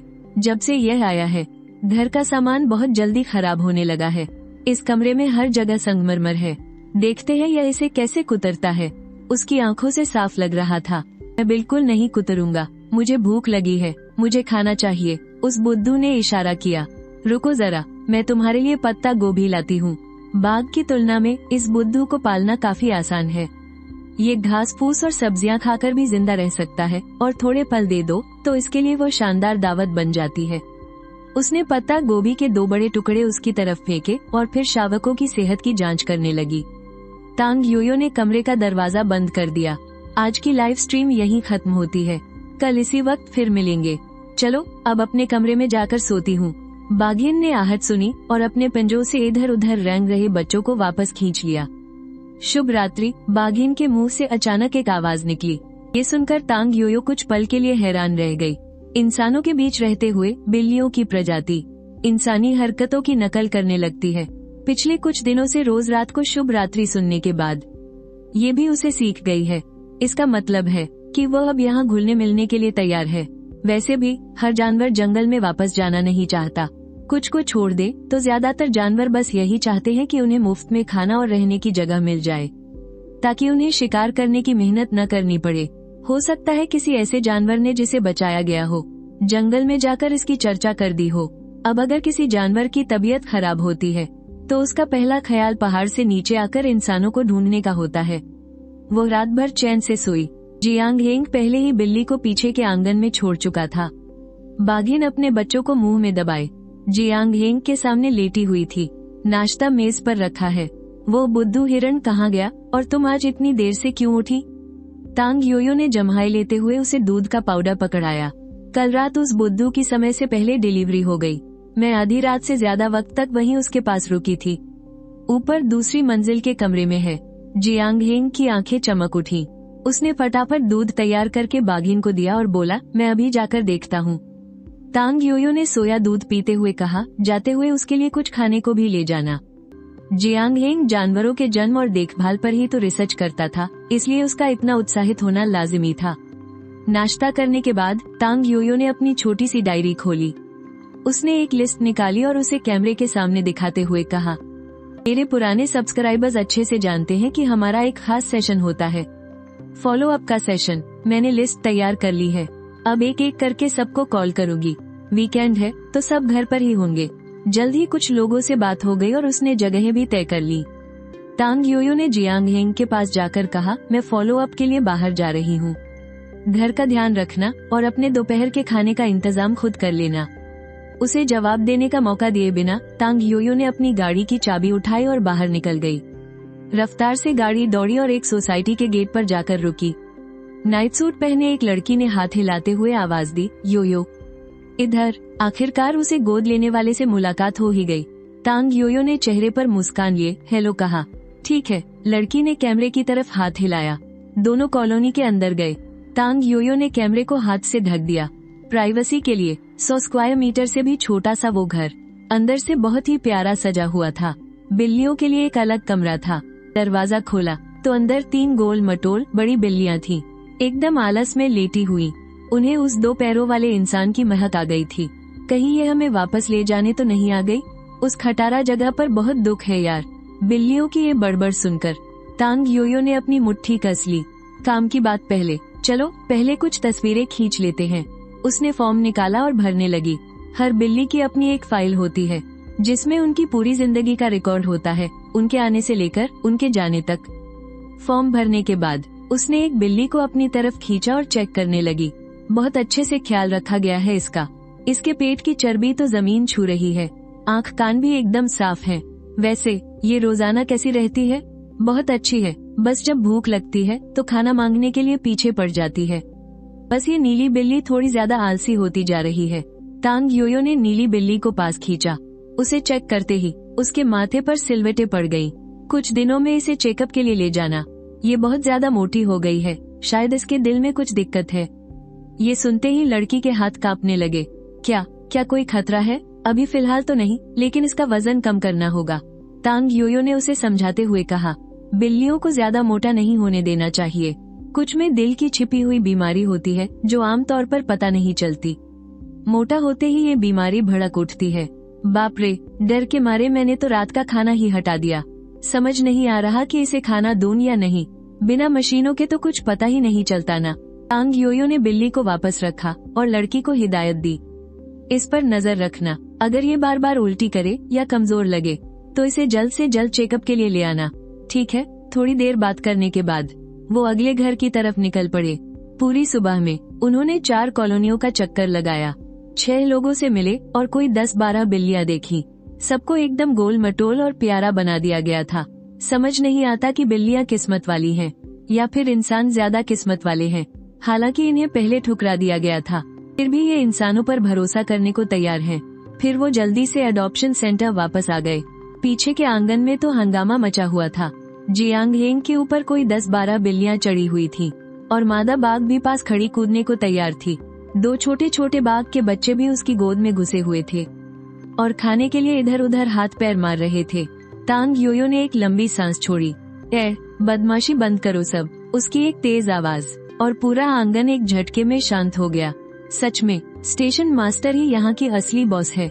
बेचारे जियांग भाई की तो किस्मत ही खराब है, हर बार उसी को सताते हैं ये। पर यार मुझे तो जलन हो रही है, जियांग हेंग ने उठकर बैठते हुए कहा। उसने अपनी गोद में बैठे छोटे बाघ के बच्चों को दिखाते हुए कहा, देखो इन्होंने आंखें खोल ली हैं। हाँ, इन दोनों छोटे शैतानों ने आखिरकार आंखें खोल ही ली। कितनी खूबसूरत आंखें हैं ना इनकी, पता ही नहीं चला कि ये कब इतने बड़े हो गए। इनका शरीर तो अब बिल्लियों जितना होने लगा है। तांग योयो ने उस छोटे बाघ को गोद में लिया और समझाते हुए बोली, इन बच्चों को आंखें खोलने में 5 से 12 दिन लगते हैं। अभी इनकी नजर बहुत कमजोर है, सब कुछ पूरी तरह साफ देखने में इन्हें 1 महीना लग जाएगा। तुम इन्हें पिसा हुआ मीट खिलाकर देख सकते हो ताकि इन्हें जरूरी पोषण मिल सके। आखिर ये अभी डिब्बे वाला दूध ही तो पी रहे हैं और वो माँ के दूध की बराबरी नहीं कर सकता। उसने जियांग हेंग के हाथ में पकड़ी चीज की तरफ इशारा किया। जियांग हेंग ने झल्लाहट में कहा, मैं बस इन्हें मीट की महक का आदी बनाना चाहता था और नतीजा ये हुआ कि बिल्लियों के झुंड ने मुझ पर ही हमला कर दिया। माना कि इन बिल्लियों को मीट खाने को मिलता है, लेकिन उन्हें हर वक्त ठूस ठूस कर तो नहीं खिलाया जा सकता न। अब किसी और के लिए अलग से दावत सजेगी तो वो तो झपटेगी ही। ये तो जियांग हेंग का डर नहीं है उन पर। अगर उसकी जगह तांग योयो होती तो ये सारी की सारी बस मासूम सा मुंह बनाकर प्यार से दुम हिलाती। उसने उसे थोड़ा सा पिसा हुआ मीट खिलाया, फिर उसे हाथों से तौलकर देखा। वजन तो एकदम सही बढ़ रहा है, बस 2 हफ्ते और फिर तो ये भागने दौड़ने लगेंगे। जियांग हेंग की आंखों में एक अजीब सी चमक थी। ये दोनों अब लगभग उसके अपने बच्चों जैसे ही बन गए थे। उनका पॉटी सुसु साफ करना, दूध पिलाना, उसने उन्हें अपने ही हाथों से तो पाला था। उनसे एक गहरा लगाव हो गया था। वे दोनों मजे से बातें कर ही रहे थे कि अचानक दूर से किसी के चीखने की आवाज आई, बचाओ, यहाँ चूहा है। तांग योयो ने सिर उठाकर देखा। दीवार पर एक छोटा सा जीव खड़ा था।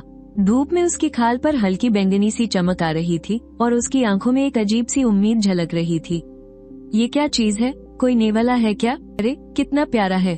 तांग योयो एक पल के लिए हैरान रह गई, फिर तुरंत होश में आते ही उसने पास आ रही बिल्लियों को दूर भगाया और उसकी तरफ प्यार से अपना हाथ बढ़ा दिया।